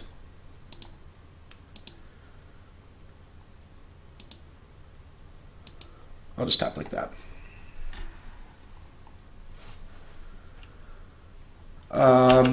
Yeah, just going to let everything die here. Keep around our pair of 3/3s. They're going to make some spirits, and we're going to go for a Coco. We're going to get a Devoted Druid, a Birds of Paradise, and an Eternal Witness. All right, so how can we play this here? We don't have enough life points to work with. We're even dead to the spirits. All right, so we lose that one. It was close. Yeah, it was close. Oh, you know what? No, never mind. So what I could have done is used Eternal Witness to return back a Mana Dude, and that would have let me keep Viserys here, and then I would have had to top deck another Collected Company next turn, and I would have had 5 Scries, but I was dead to the 2 spirits in the air with my 4 chump blockers anyways. So against this deck, we just want a bunch of kill spells is the way that I have been playing it. We also definitely want Scavenging Ooze. I don't particularly care about Sin Collector in this matchup. Archangel Spike Feeder's fine. We don't want Quillspikes or Devoted Druids. I mean, Devoted Druid's fine. We don't want Quillspikes. Voice of Resurgence is fine, but not great. We definitely want Eternal Witness. I want Revelark. I'm undecided on Archangel of Thune. I could board out all the Devoted Druids. Does that seem okay? You know what? I'll board out one Viserys here, actually, because we don't really want to be comboing against them. Could even cut Anafenza for Voice of Resurgence. We want the ability to combo, though. We don't want Spellskite against this version of the deck, actually. So that would let me put in another Voice of Resurgence. Are they going to have any artifacts? Not really. They do have Spirit tokens, which could be a reason enough to put in Orzhov Pontiff. And if they are just junk, it means that they'll have a lot of Lingering Souls. Lingering Souls isn't really like a card that just beats us, but it is a powerful card. So it is worth respecting. From there we can cut Anafenza, a Mana Dude, a Kitchen Finks, a Voice of Resurgence, or a Devoted Druid. Definitely not cutting Eternal Witness. I think we'll cut Anafenza, lean pretty low on the combo. Still keeping one Devoted Druid just because mana is still a powerful thing. We are going to play first. We'll have a turn 1 Noble. Orzhov Pontiff is pretty much a dead card, but Scavenging Ooze I do think is pretty good against the deck, as well as Eternal Witness is pretty good against the deck. So lead with a Noble Hierarch here.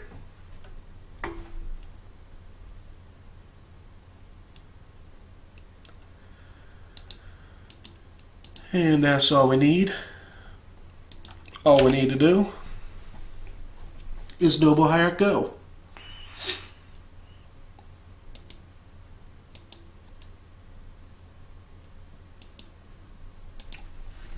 Alrighty. That has thrown my opponent for a loop here. I'm just going to send a text message real quick. Figure out my dinner plans.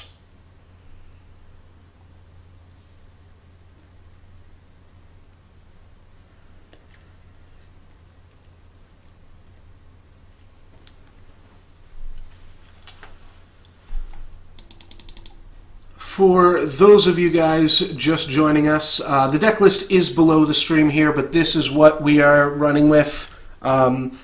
This is the 5th and final match in the league, and we did lose.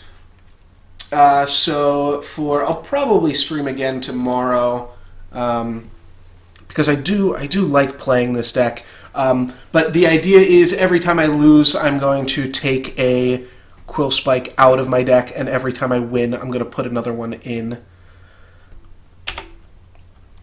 Opponent goes for the turn 1 Street Wraither and another Street Wraith. Hopefully we can keep them off of Delirium with Scavenging Ooze. That would be really gnarly. It's going to be a little bit tough. They're probably going to take the Scavenging Ooze here, actually. Oh no, they're going to go for a Nihil Spellbomb. Okay. Well, that I can work with.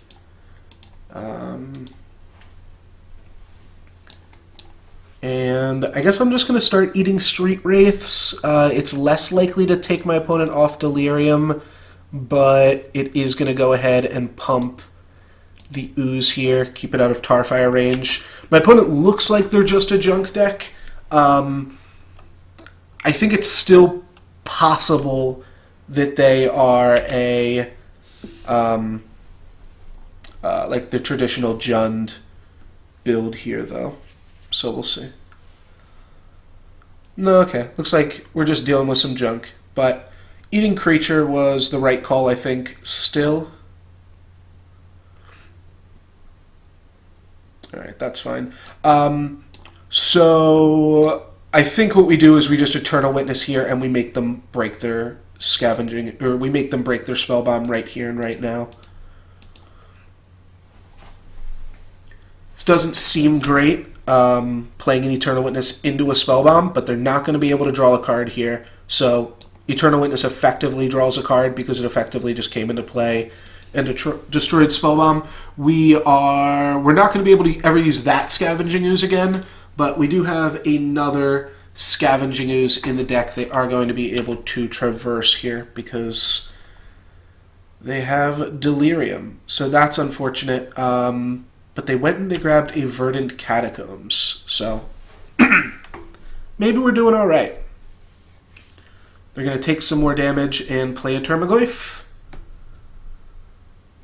That is a Golgari Charm to kill our Noble Hierarch.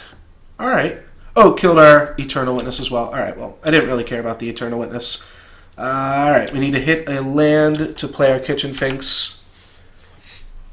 Opponent's going to go Traverse, Death Shadow, and play a pair of 5/5s against us.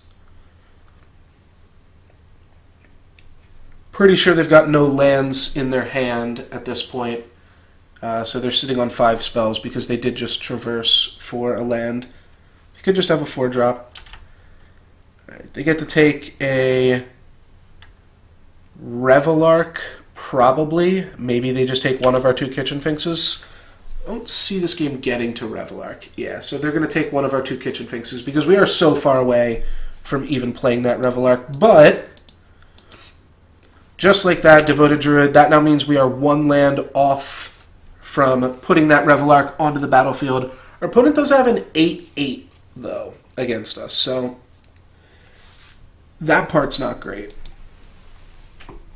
We do get to start looping Revelark and Eternal Witness here soon, which is part of the reason to get that Nihil Spellbomb off the battlefield.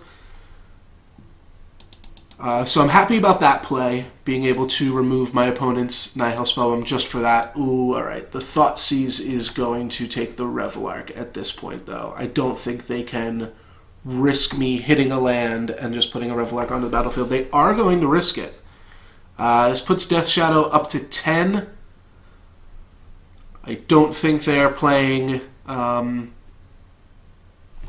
Temur Battle Rage, but also they can't cast a Temur Battle Rage at this point in the game. They do have to watch out a little bit because, like, a Kitchen Finks is lethal. Oh, Collective Brutality. That is brutal. They decided to leave me with the Court of Calling here. I don't have another Devoted Druid I can even draw. They're going to hit me for 10 down to 11, which means they only have to lose one more life, or I can lose one more life with Horizon Canopy. Now Kitchen Finks isn't a live draw. Eternal Witness isn't a live draw. Yeah, things just got pretty awkward here. I think we are deaded to a Death Shadow. Swinging in for 10, put us down to 1. We've got a land we can't use. They're going to get to see our card, and they now have perfect information. We have a Temple Garden. We're not allowed to pay 2 life. So I'm going to draw a card and hope it is a Path to Exile. Any reason to hold on to it? Yeah, we'll slow roll it. We'll slow roll ourselves, pretty much, is what we're doing here.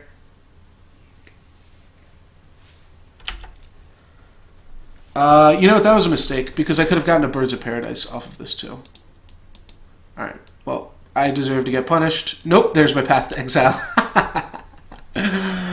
Rewarded. Rewarded for the slow roll, of course. My opponent knows, of course, that I just top-decked that because they know the remaining 3 cards in my hand. So they knew I top-decked that off of the Horizon Canopy. Nonetheless, paying costs. Okay. Termagoyf. Well, that I can block with an Eternal Witness or a Kitchen Finks. There we go. So Kitchen Finks is good. The other thing Kitchen Finks does here, so if my opponent attacks into me, Kitchen Finks is lethal if I draw a Noble Hierarch. So that's what we're hoping for here. Oh, that's a weird one. Bloodstained Mire. What could they have? Fatal Push. Alright, well that's going to persist. That's fine. We just need to draw more green cards here. Do they have another kill spell? They do have another Abrupt Decay. Alright, so that's the last card in their hand. Makes sense that they would get there with that then. That's going to be Xaxes then on this attack because we weren't able to eat enough cards with Scavenging Ooze. So that'll kill us. That is our very first Modern League here with no Lux given. So here was the deck. There's a nice little picture of it there. You know what? I think I can go ahead and modify it for tomorrow. The way that you add another Quillspike to this deck is just make it a 61-card deck, I'm pretty sure. The way that you remove a Quillspike from the deck is you turn it into a traditional Malira deck. That's not how to get out of here. How do I get back to the real world? Okay, there we go. So let's go ahead and open a new copy of this deck. All right, perfect.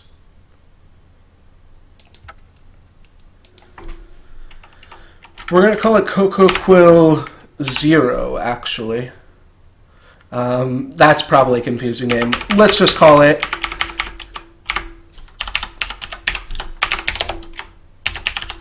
Collected Company.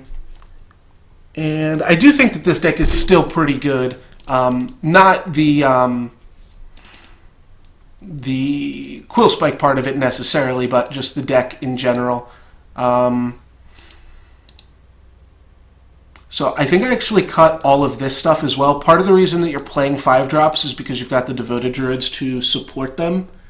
And we definitely put in 2 Walls and a Malira to start off. Wall of Roots, of course.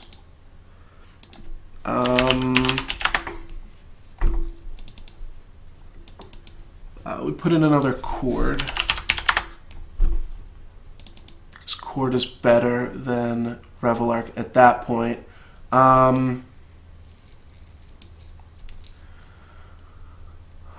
me check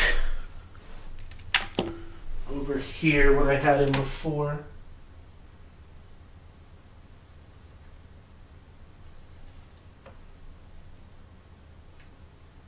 Oh, okay.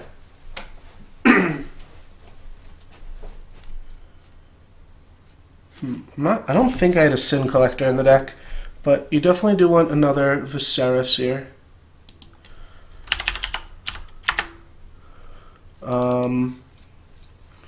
So I'll let you play two more things. I don't know.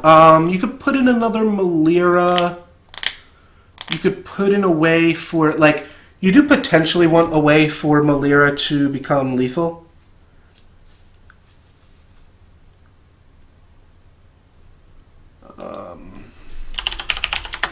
So like Blood Artist or something potentially. The last list looked weird, but the way that the Malira actually becomes lethal, or not, the like combo actually becomes lethal is with Archangel. Oh, I don't have a Blood Artist. That's dumb. Do I have a Zulu port? Probably not. No? Okay. Well, maybe I'll get a Blood Artist. I'll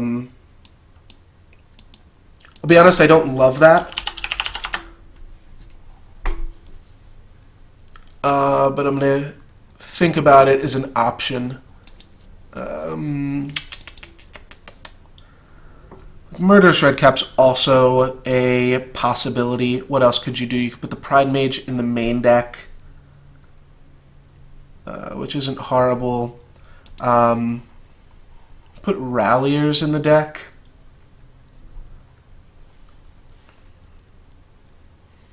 Rallier's an awkward card, though. I don't know exactly how you use it. I mean, you pretty much just use it with fetch lands, right? Is that the main idea? Put a Sin Collector in the main deck, potentially. I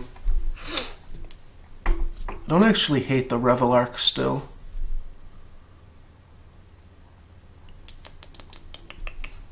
Check out some deck lists. I forget what cards I'm missing. Could see playing another Scavenging Ooze. That card just seems really good right now. Could just move the ones from the sideboard into the main deck. That would potentially just allow me to play more like... really the sideboard needs more Fulminator Mages.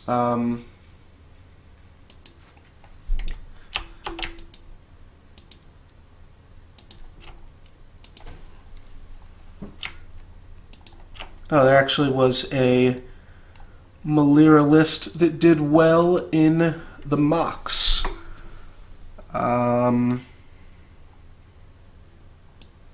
Tracker. That's the one. Yeah, Tracker's a really good one. I don't like Tide Hollow Sculler. This deck was playing Archangel, and I like that better than Blood Artist for sure. Let's just remove. 23 lands. That's the other thing that you could do. I need another Gavany Township on Magic Online, awkwardly enough. Could put in the fourth. So this list just has like the fourth Noble in there. It's got the other combo. It's playing no Wall of Roots, which is interesting. I do like Tireless Tracker a whole bunch, though. Also only playing 2 Eternal Witness. That's kind of weird. Well, this list works if we just put in... Oh, and people aren't running Voice of Resurgence anymore, I guess. Yeah, this list works if I just put in the... Archangel of Thune... Spike Feeder combo.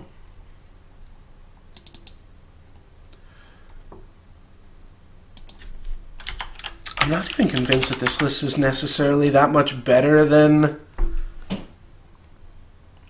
my Quillspike list. So, like, part of the thing with the Quillspike list, yes, Wall of Roots is better at casting or Court of Calling, rather. But it's not that much better, and it makes up for it in other ways as a mana dude over Wall of Roots.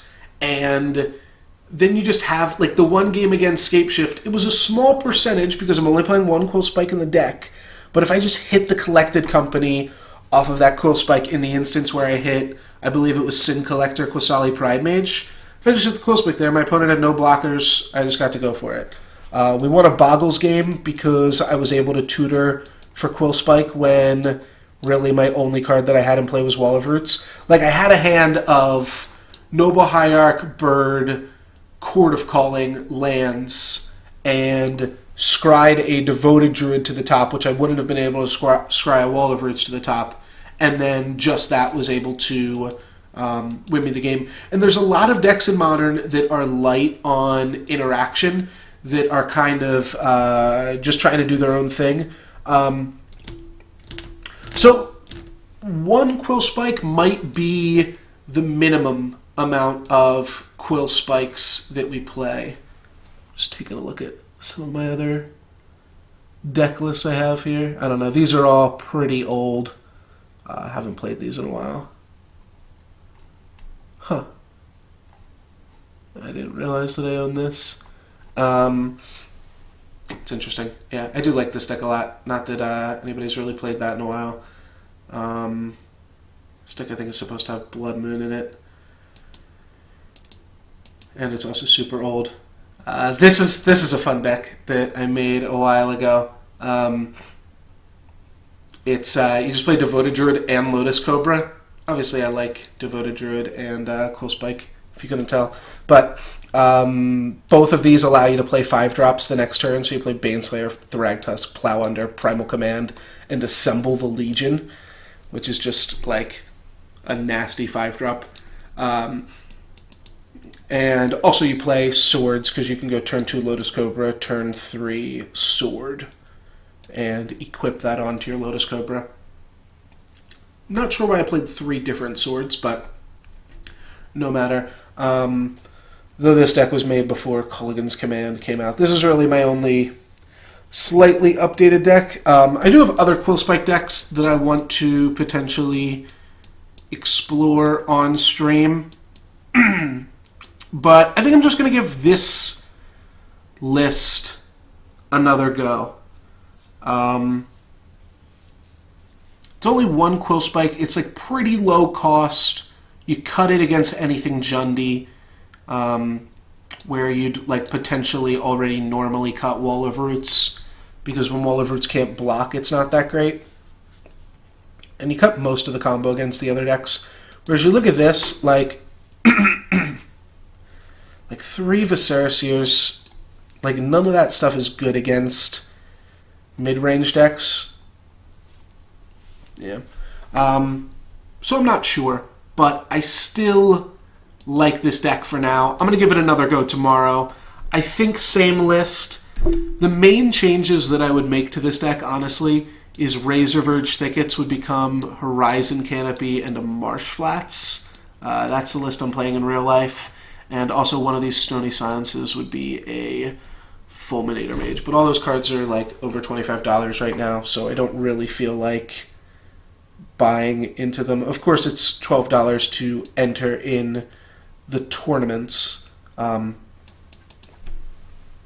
thinking maybe you make that back eventually with the treasure chests or whatever else is going on. But that is going to be it for me for today, I think. No sense starting up another league when we're pretty much done here. But you know what I'll do, actually? I will... This always makes people tune out anyways, but I want to do some daily quests in both Hearthstone and Eternal. So I'm going to exit out of Magic Online here. Let's log off and close that. And we'll get into some other trouble here.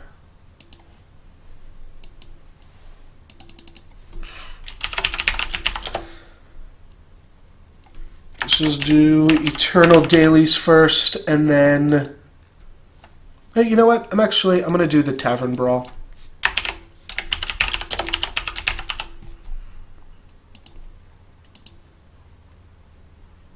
And change the game to Hearthstone, Heroes of Warcraft. Actually, it's just Hearthstone now, isn't it? It's just Hearthstone, and it's just the Blizzard launcher. No more Battle.net action going on. Whoops.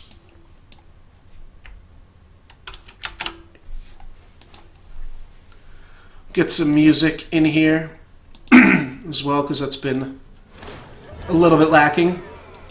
Oh yes, we get daily rewards now for logging in, so make sure you log into Hearthstone. 3 games with Hunter, or a bunch of games with Druid or Rogue. Alright, well, we get to pick a class. No, we don't. Have to turn my volume down there. Sorry about that. So maybe we'll get our three wins quest done. I might actually re-roll that because it's not it's not that much gold.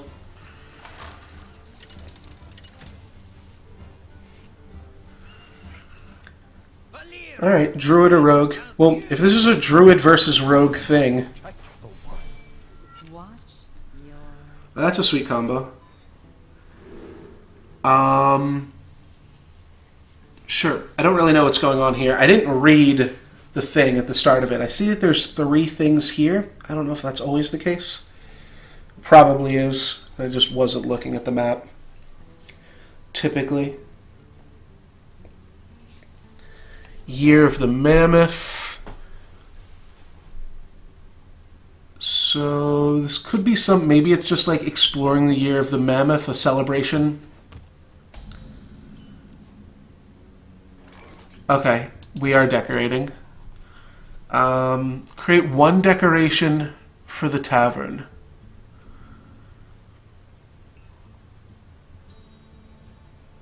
Okay. Trust me.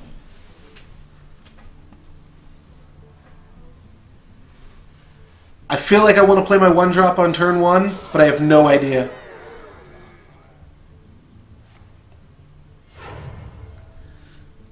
Huh. Interesting. Oh gosh. This seems horrible. Does this now create 2?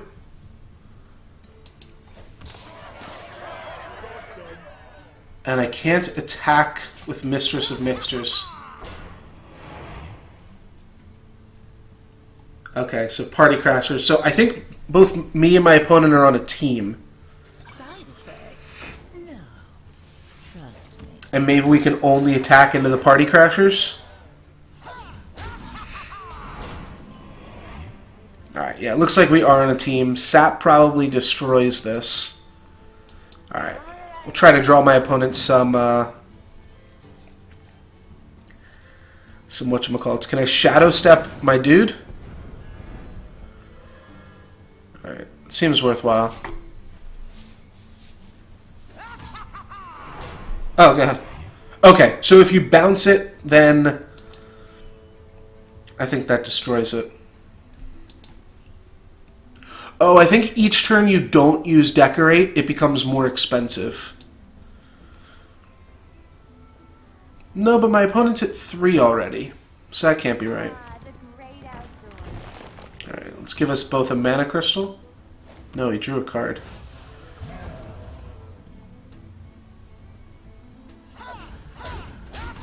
Oh, no, he did give us both a Mana Crystal. Alright, good.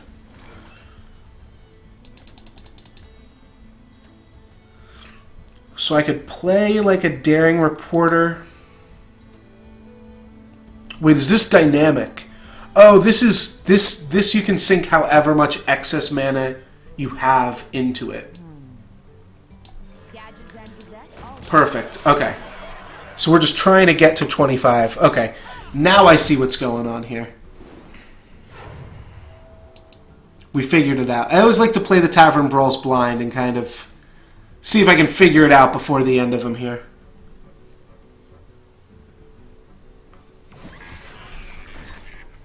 Alright, that's good. My opponent's going to give us back some life here. I don't know if I love that yet because my opponent's life total's still high. I do get to bounce this. Oh, they're killing it. That's why they did it. Durr.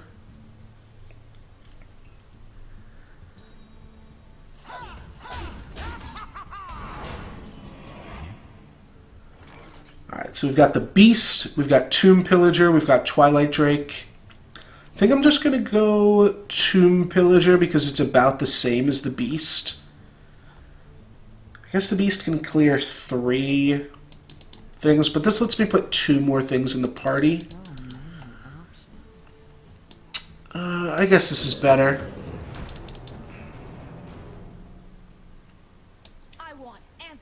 Oh, I could have Shadow Stepped the Cold Light Oracle too.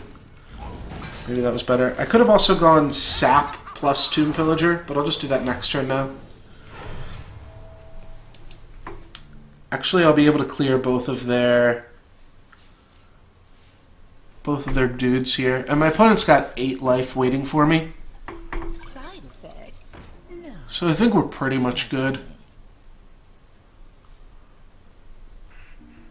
Just smacks this into here, protects himself. Now my turn, I get to clear this and clear this. They'll probably use Sap just to keep the Daring Reporter around.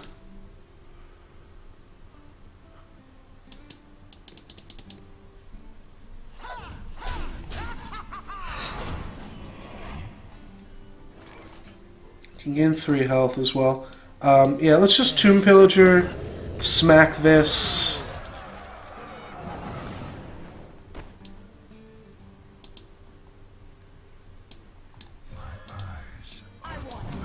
Heal there. Alright. Cool. Yeah, it was a good clear.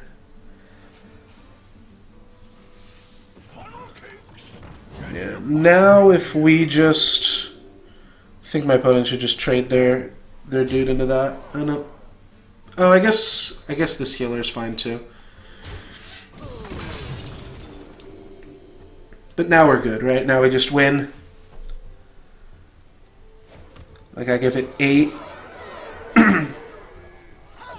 So he just put it up to 10. Yeah, I give it 8 and then he gives it 8 and then we win.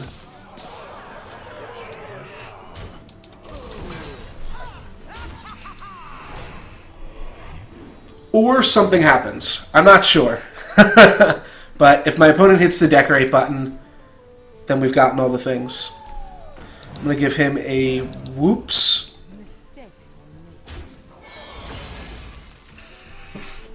Alright, I'm just going to slam this button on my turn and see what happens. My opponent may have already played this Brawl before, so they might have more information than we do. But I'm just going to go ahead, hit this button, and hope that that means that the game is won. I'm allowed to play a 2-drop card before I do that, so let's sap, and then let's win.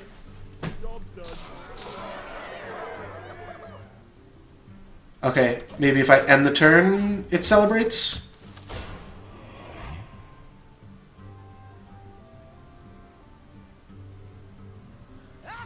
Okay. Wait, did he just cast that? No, he didn't. So the partygoers are better now. And now we have to kill this. Okay. 3 damage to the Pinata is our new hero power.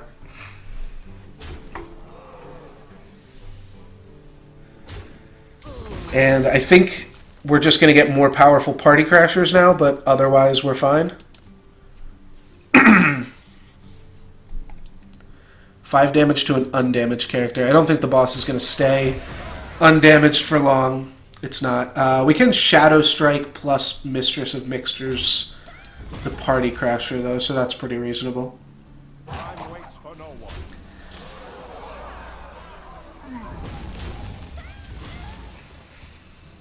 Alright, and then dump your hand. Alright, Gadget's on Reporter, or Daring Reporter. Azure Drake to pump my Reporter, which means now I can smack the Pinata.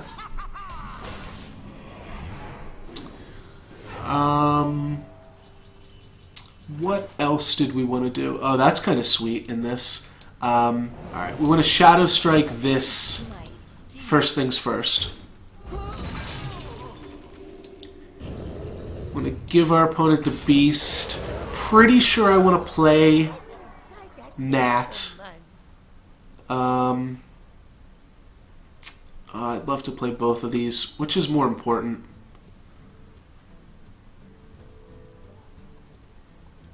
Honestly, probably Nat is probably better. And let's smack the boss for some damages here. I'm going to hang on to my coin. Oh, I could have played Trade Prince if I grabbed a coin. Oh, that was a mistake then. What happened?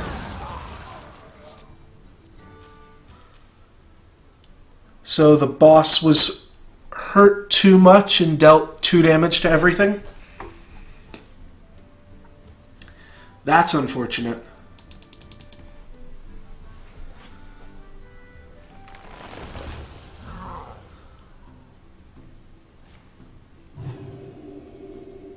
Yeah, really needed to play Trade Prince as soon as possible. Because now my opponent's playing spells. That was a mistake. There's no way for me to let them know either. But that's part of the fun of these brawls too. It's the hidden information factor. Oh, he's got to clear the party crasher first, doesn't he?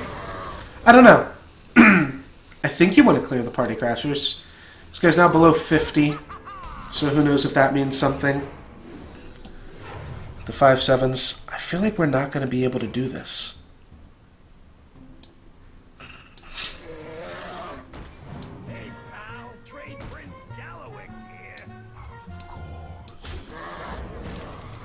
I'm just going to clear that.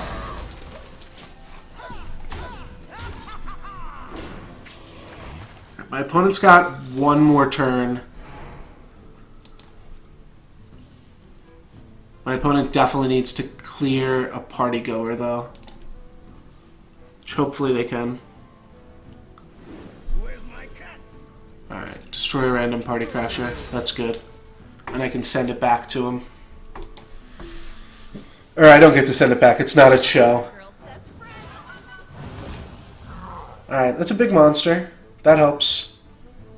And then just 3 more damage to the thing. That's going to let him survive another turn. And it's going to put some damage on the party.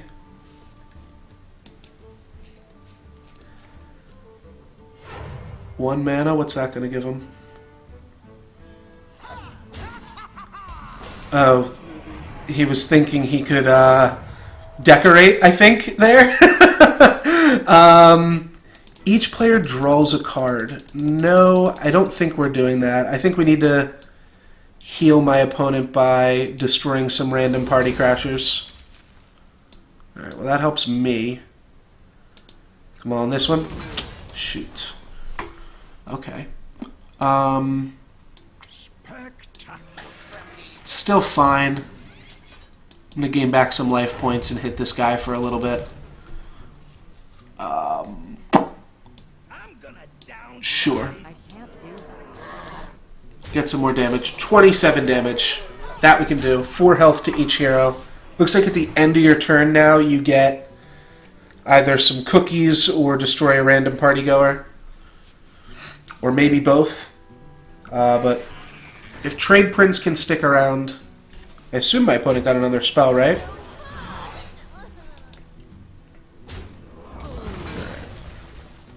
Keeps his guy around for another second.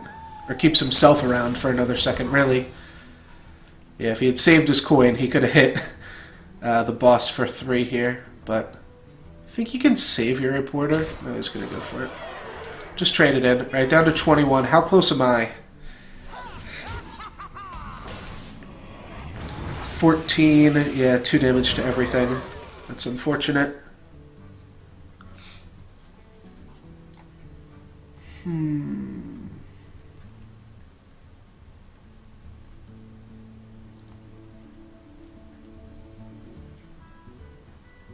Well, I'm not going to die this next turn. I think I just hit the boss. Can my opponent die? No, he can't.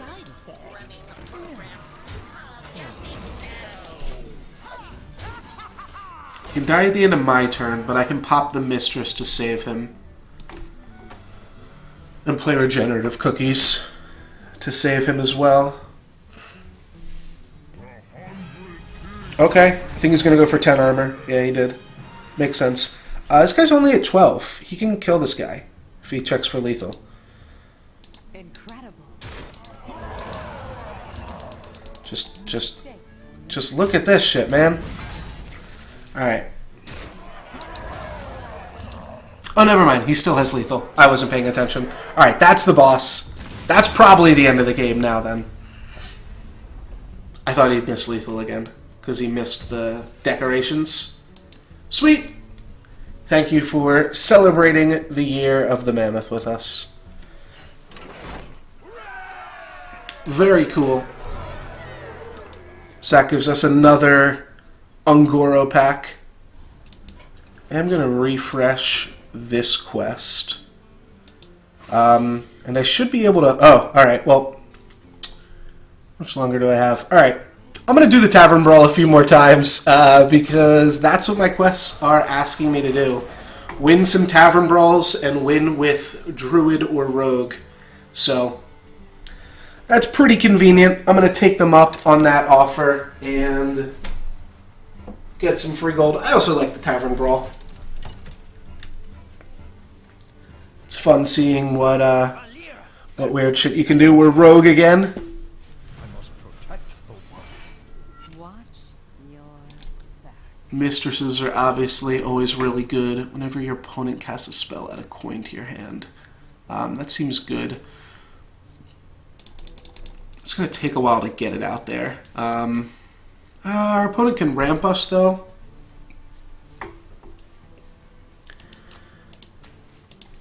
Yeah, let's just ship that just to find something that curves out a little bit better. Alright, Cold Light's pretty good.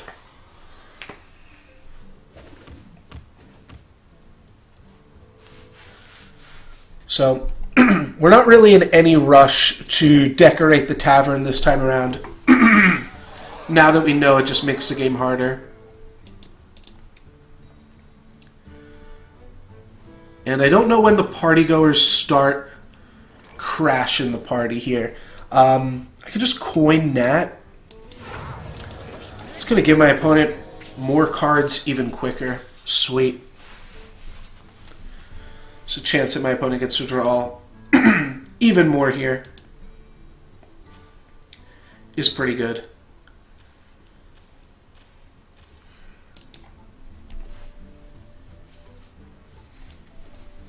Still in the early stages of the party here, still just barely setting up. But guests are on their way. Alright, they've shuffled that in, so Cold Light's going to get a little bit better right now. And here come the party crashers. Side effects. I'm just going to run out some mistresses. It makes sense that my opponent, excuse me, shuffled in their Jade Idols with the fact that Nat is already out on the battlefield. So hopefully with Cold Light we can just let them like keep shuffling those in and just keep drawing my opponent a lot of cards here. Now we do have to watch my opponent's life total too. We're not going to crack these mistresses just yet. Yeah, they're going to gain my opponent more. Like, we can afford to take 3 more damage because we're going to gain it all back still. And this way we get to gain our opponent more life with those triggers.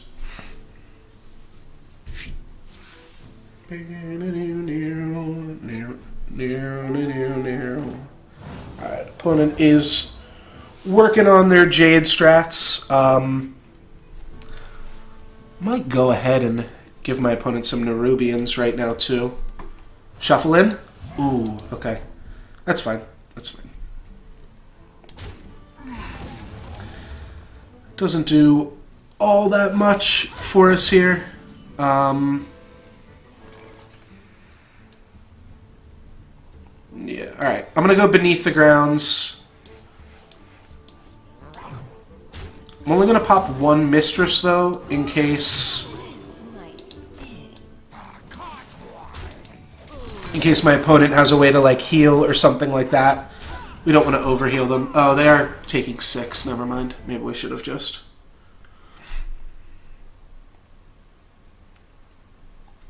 I'm going to play a little bit risky here and try to see if we can set up a Burgley Bully before anything too crazy happens. My opponent's going to get to clear a one Party Crasher this turn, and then they'll have enough to clear. No, don't do like that.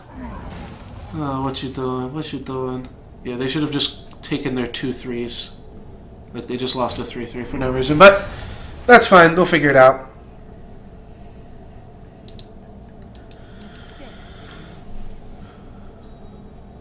Okay. They didn't really need to do that either, but that one's fine. My life total's high enough. I'm not worried. I'm just going to play a bully. And this will give us some coins to work with, and then maybe we can do a little bit more. Alright, draw my opponent some cards here. And drew me a Nerubian. I'll take it. Ooh, double Nerubian. I wonder what that means as far as party goers go. Like, I don't have the space for another party goer right now. I don't think my opponent's going to take the time to figure that out. But I could potentially fill my board. I wonder how that works. Alright, they're going to heal. We still have not decorated the tavern at all. But like I said, I think that that's kind of okay. And then trade Aya into this and get a 5-5. Yeah, it seems pretty good.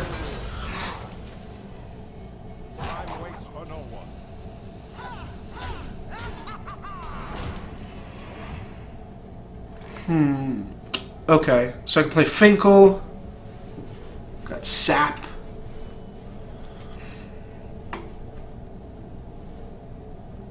What else can I do?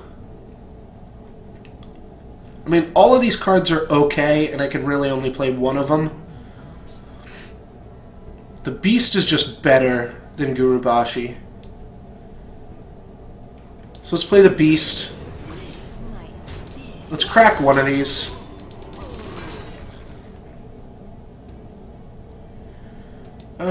Sure, let's crack the other one.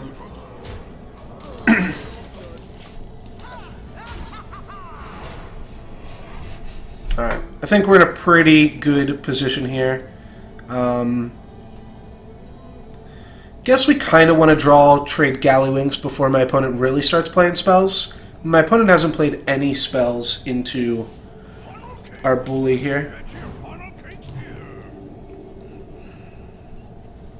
Alright, and they should just clear that with either these two or just their Jade Golem and kind of keep the field clear. Alright. That was pretty fucking terrible for my opponent to just throw away a 6-6 there. And of course they attack with random ass cards. Alright. Well, other than that being absolutely horrible, ooh, this is interesting. There's no way for me to communicate that to my opponent, though. I could Gormuk them, maybe, if it even lets me. Feel like it probably won't even. Let's just play this. Smack that. And add some stuff to the party. I think we're decently set up enough that we can start adding to the party now. Guy does spawn with 85 and then starts clearing the board. So, alright, Gorehowl, or Ice Howl, is a pretty strong one. Yeah, I'm just going to go Gurubashi and then a Nerubian.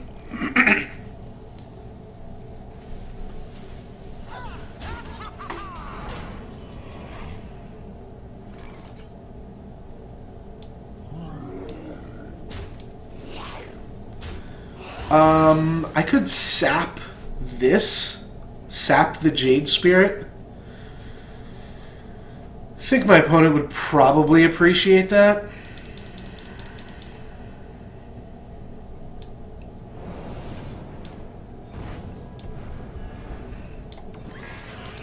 And then we'll just add a little bit more to the party here.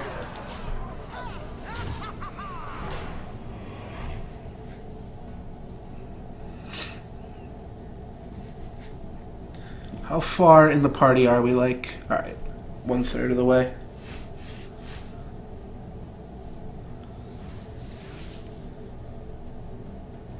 This might be my last game, depending on how much longer it takes. Alright, they didn't fuck that one up, luckily. Okay, Naturalize is sweet, and that gives me a coin as well as 2 more cards. Once we get Trade Prince, then it's time to go into the next level, pretty much. What does this guy do again? Oh, return this to your hand and summon a 4/4. No Rubium. Well, that's pretty good. 1, 2, 3, 4, 5, 6.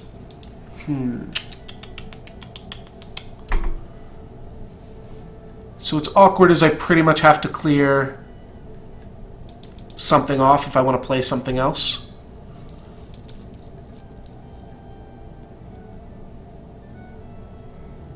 Maybe the Burly Bully. I definitely want to keep Pagel out on the field, but I think we're going to get rid of the Bully. Could just Twilight Drake and Pillage, though.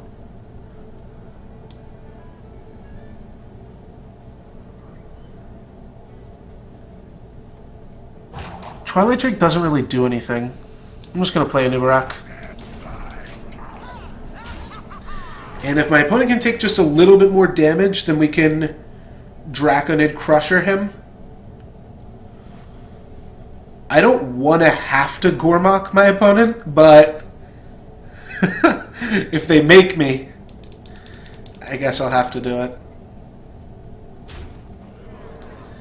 They're going to trade in their Mistress here, I think. No, they're just continuing to attack completely randomly. Doesn't bode well for the next slew of things. Alright, I'm at 9 now. Okay, so this is what I'm the most curious about. What happens when I fill my board? Which now I can do with Tomb Pillager plus Frostwolf.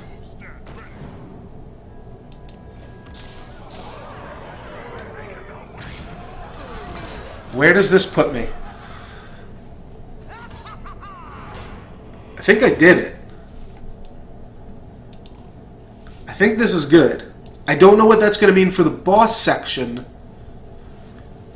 but I'm hoping that means my opponent doesn't get any more partygoers. Let's find out. We're going to find out when my opponent ends the turn. Okay, what just happened? Okay, so my board is full, so there's nothing else to do here.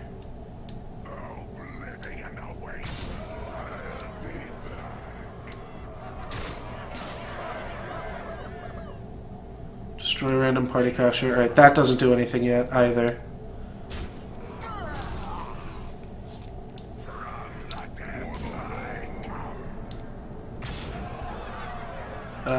Coin out this. Alright.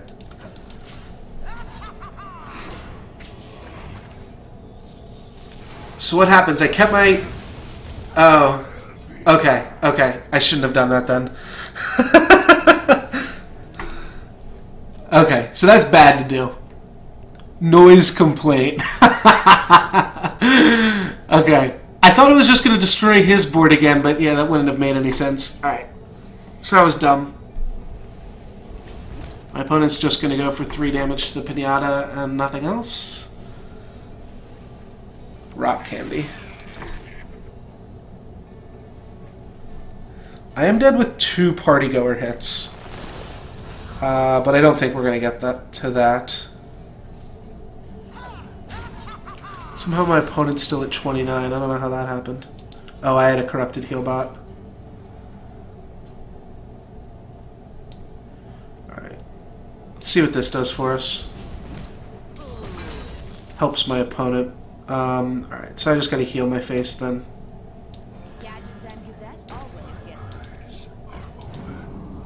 My eyes are open. Hey, hey!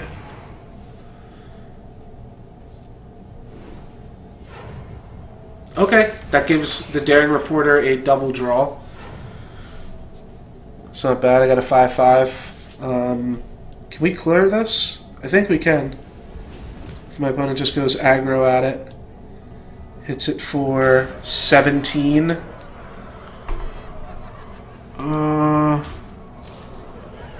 No, I don't think so.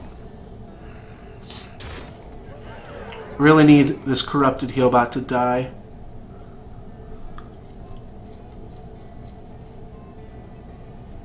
My opponent has a rock candy. I really hope they play it. Alright, good shit. That's going to keep me alive. For another turn, I guess. And then my opponent can finish off the boss on his turn. I forget when the partygoers and shit deal damage to you. Alright, my opponent definitely can kill the boss. But am I going to survive? Looks like I am. Yeah. Okay. Cool. So how can we deal the most damage to the boss? Just in case there's something I'm missing here, let's lead with this. And then Gormok this. And then I'll play Tomb Pillager. Smash everything else into the boss. Each player draws a card. Alright, well. No matter. My opponent can definitely kill the Pinata Golem here.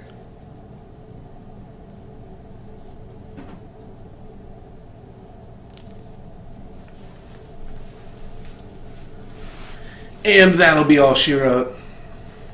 Assuming my opponent wants to win.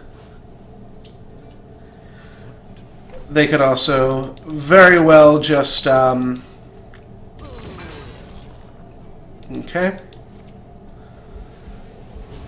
Please? Please, friend? Alright. Good shit. Well played.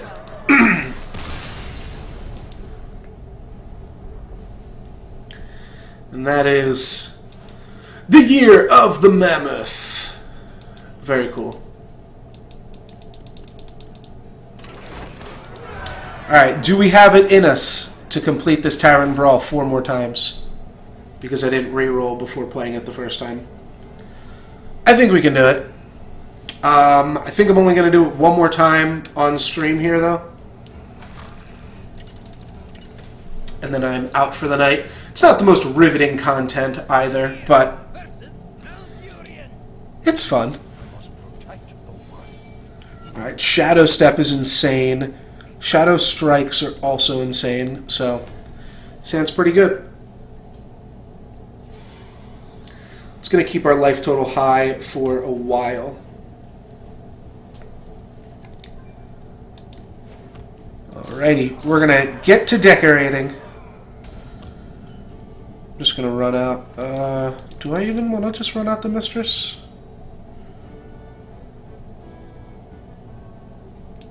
Like, you could pump the Twilight Drake. Is that likely to matter? I think it could.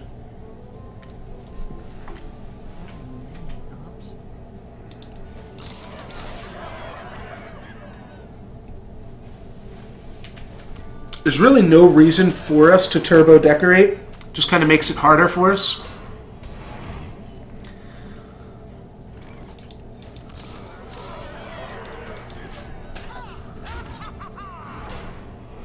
But I don't know. I think we can make this work. Next turn we're going to Shadow Step the Party Crasher.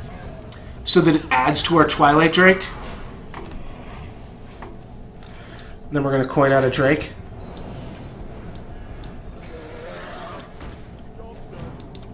So we got a 4/7, so... It actually did matter, the Mistress, because the fact that it's a 4/7 means that it can take 2 hits from Party Crashers.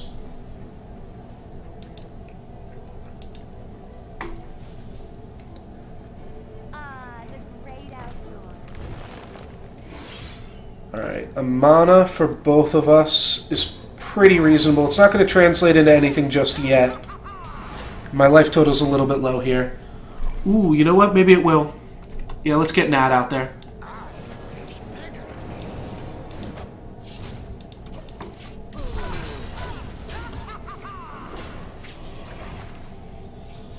Cool. Got my opponent an extra card.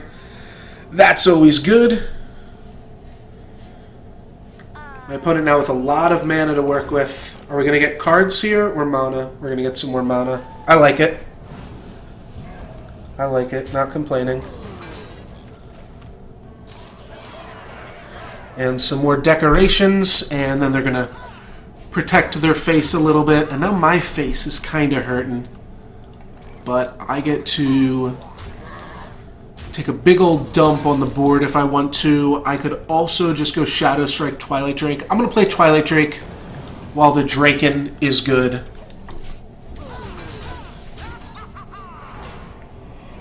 Do have to get these Mistresses out there sooner rather than later. Though my opponent will be able to blow up. They can actually clear the board here, so we're doing fine. And we're... what is this? I mean, I don't think that this number simplifies, right? 7/25ths. But it's like almost... I can't do the math. I can't think.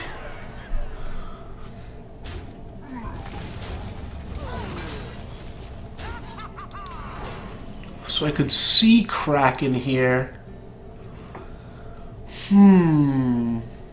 I like it just because it's a huge monster. Don't actually like love it for the board, but we'll just do that. Thought I missed that attack there. It's like that would have been dumb. That would have been pretty silly. Alright, there we go. Some more life points for my opponent. They're going to heal me. I wish they didn't. I'll let them know I got it covered. But, yeah, I guess we're both kind of fine here. Is that greetings? Happy New Year? Sweet. Okay, Trade Prince. Here we go. So, Trade Prince, Tomb Pillager, and hopefully my opponent can now draw some extra cards here.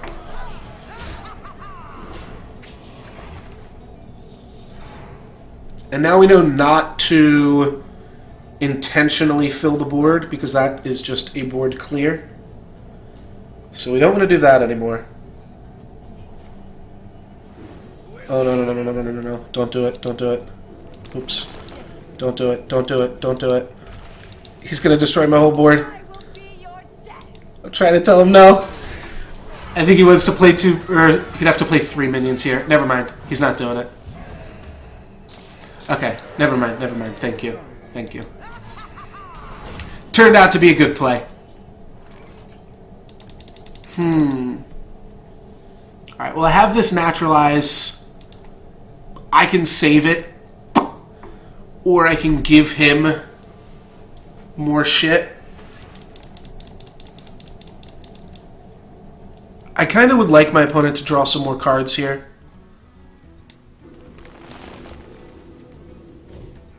And then I can still make a bunch of decorations without really going crazy about the party. Alright.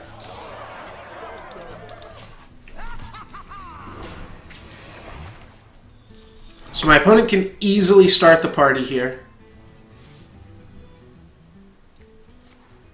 Oh, don't do it. Don't do it. Don't do it.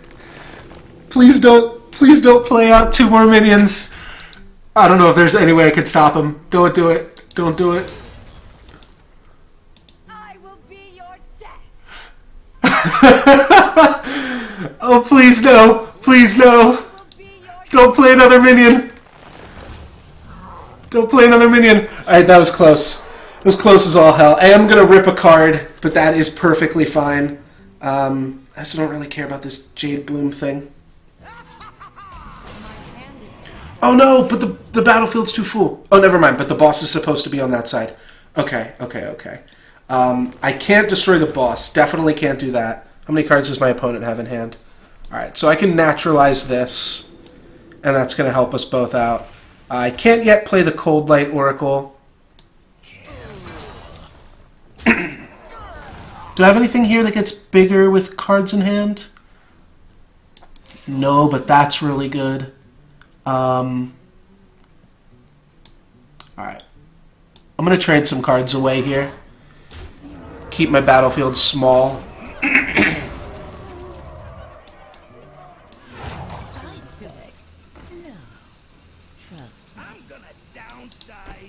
This is fine.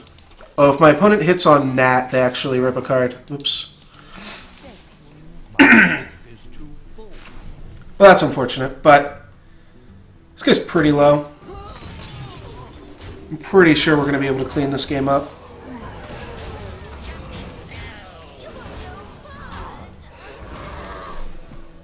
Alright, now every time my opponent plays a spell, I get both a coin and a spell. Do they have any more spells? Looks like they do not. Yeah, they can coin, and then I get a normal coin, which is pretty insane. Quite the combo. Bully with Gallywix. Ooh, Jade Idol. Alright, that's going to give me a coin and a coin.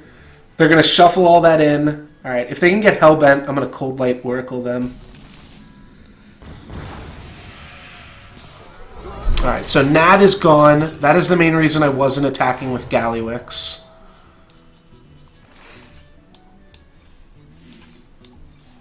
Yeah, I went 3 Jade Idols in my deck.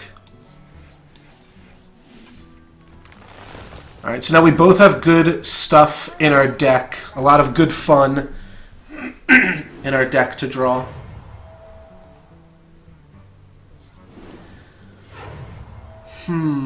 Oh shit, I'm making his reporter insane too. Okay. Need to clear this off before we accidentally trigger that. And how much mana do I have access to? Okay, I can dump my hand again here. Each player draws a card, or choose one. Each player draws a card.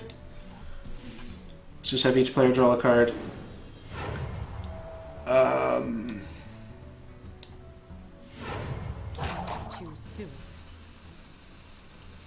Let's go ahead and make a 2/2.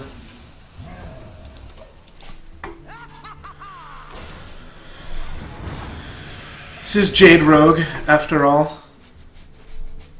Alright, he dealt 2 to everything. What did that kill? Oh, it just killed my Jade Golems. That's all. Just killed my Jade Golems. Wow, we are actually, like, super comboing off here. 15. Oh, that means we can clear it. Yeah, well played. Wow, this thing's already dead. Alright, I'm definitely ripping cards here. Oh, shit. Gore Howl.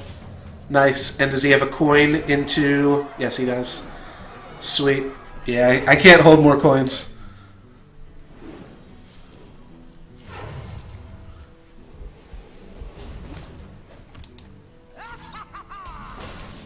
I can't hold any more coins. Oh no, my Jade Idol. Oh, why am I playing coins first? Whatever. Let's clear the boss.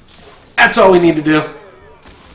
I thought I was going to be able to try to combo off that turn, but yeah, the fact that we already drew the Jade Idol, it was a little bit unlucky, and then the fact that I just randomly played my coins before I needed any mana was obviously pretty silly, but that was a sweet one. We got to combo off with both of our combo cards there. So I think I'm just going to play the other ones off stream. I'm going to go grab some dinner now. I will be back tomorrow playing more Modern with the list that's in my feed below. So that's what you can tune back in for. I'll be back up in about 18 or 20 hours or so from the current time. But thank you guys very much for watching. If you enjoyed and you'd like to see more, get notified when I go live, you can hit that follow button. You can also check out my YouTube channel in the panels in the below the stream here. That'll give you a link to my YouTube channel where I upload VODs of all of my past streams, as well as highlights and things like that. Otherwise, hope you guys had fun watching. I know I had fun playing some Modern, and the Tavern Brawl was pretty sweet as well. Can't open up these ones yet. I guess I can open up this one. Let's end the stream with a pack opening. Hope I don't get any Hall of Fame cards. Nope, we get a Faceless Manipulator and a Deathwing. Cool. Alright, not a bad pack. Not a bad way to end the stream. Pretty sure I already had Deathwing, but honestly, not entirely sure. No, it's a new card. Okay, well, that is pretty good there. Not going to complain about that one. Yeah, quite the way to end it. That'll be it for me. Thank you guys very much for watching, and peace.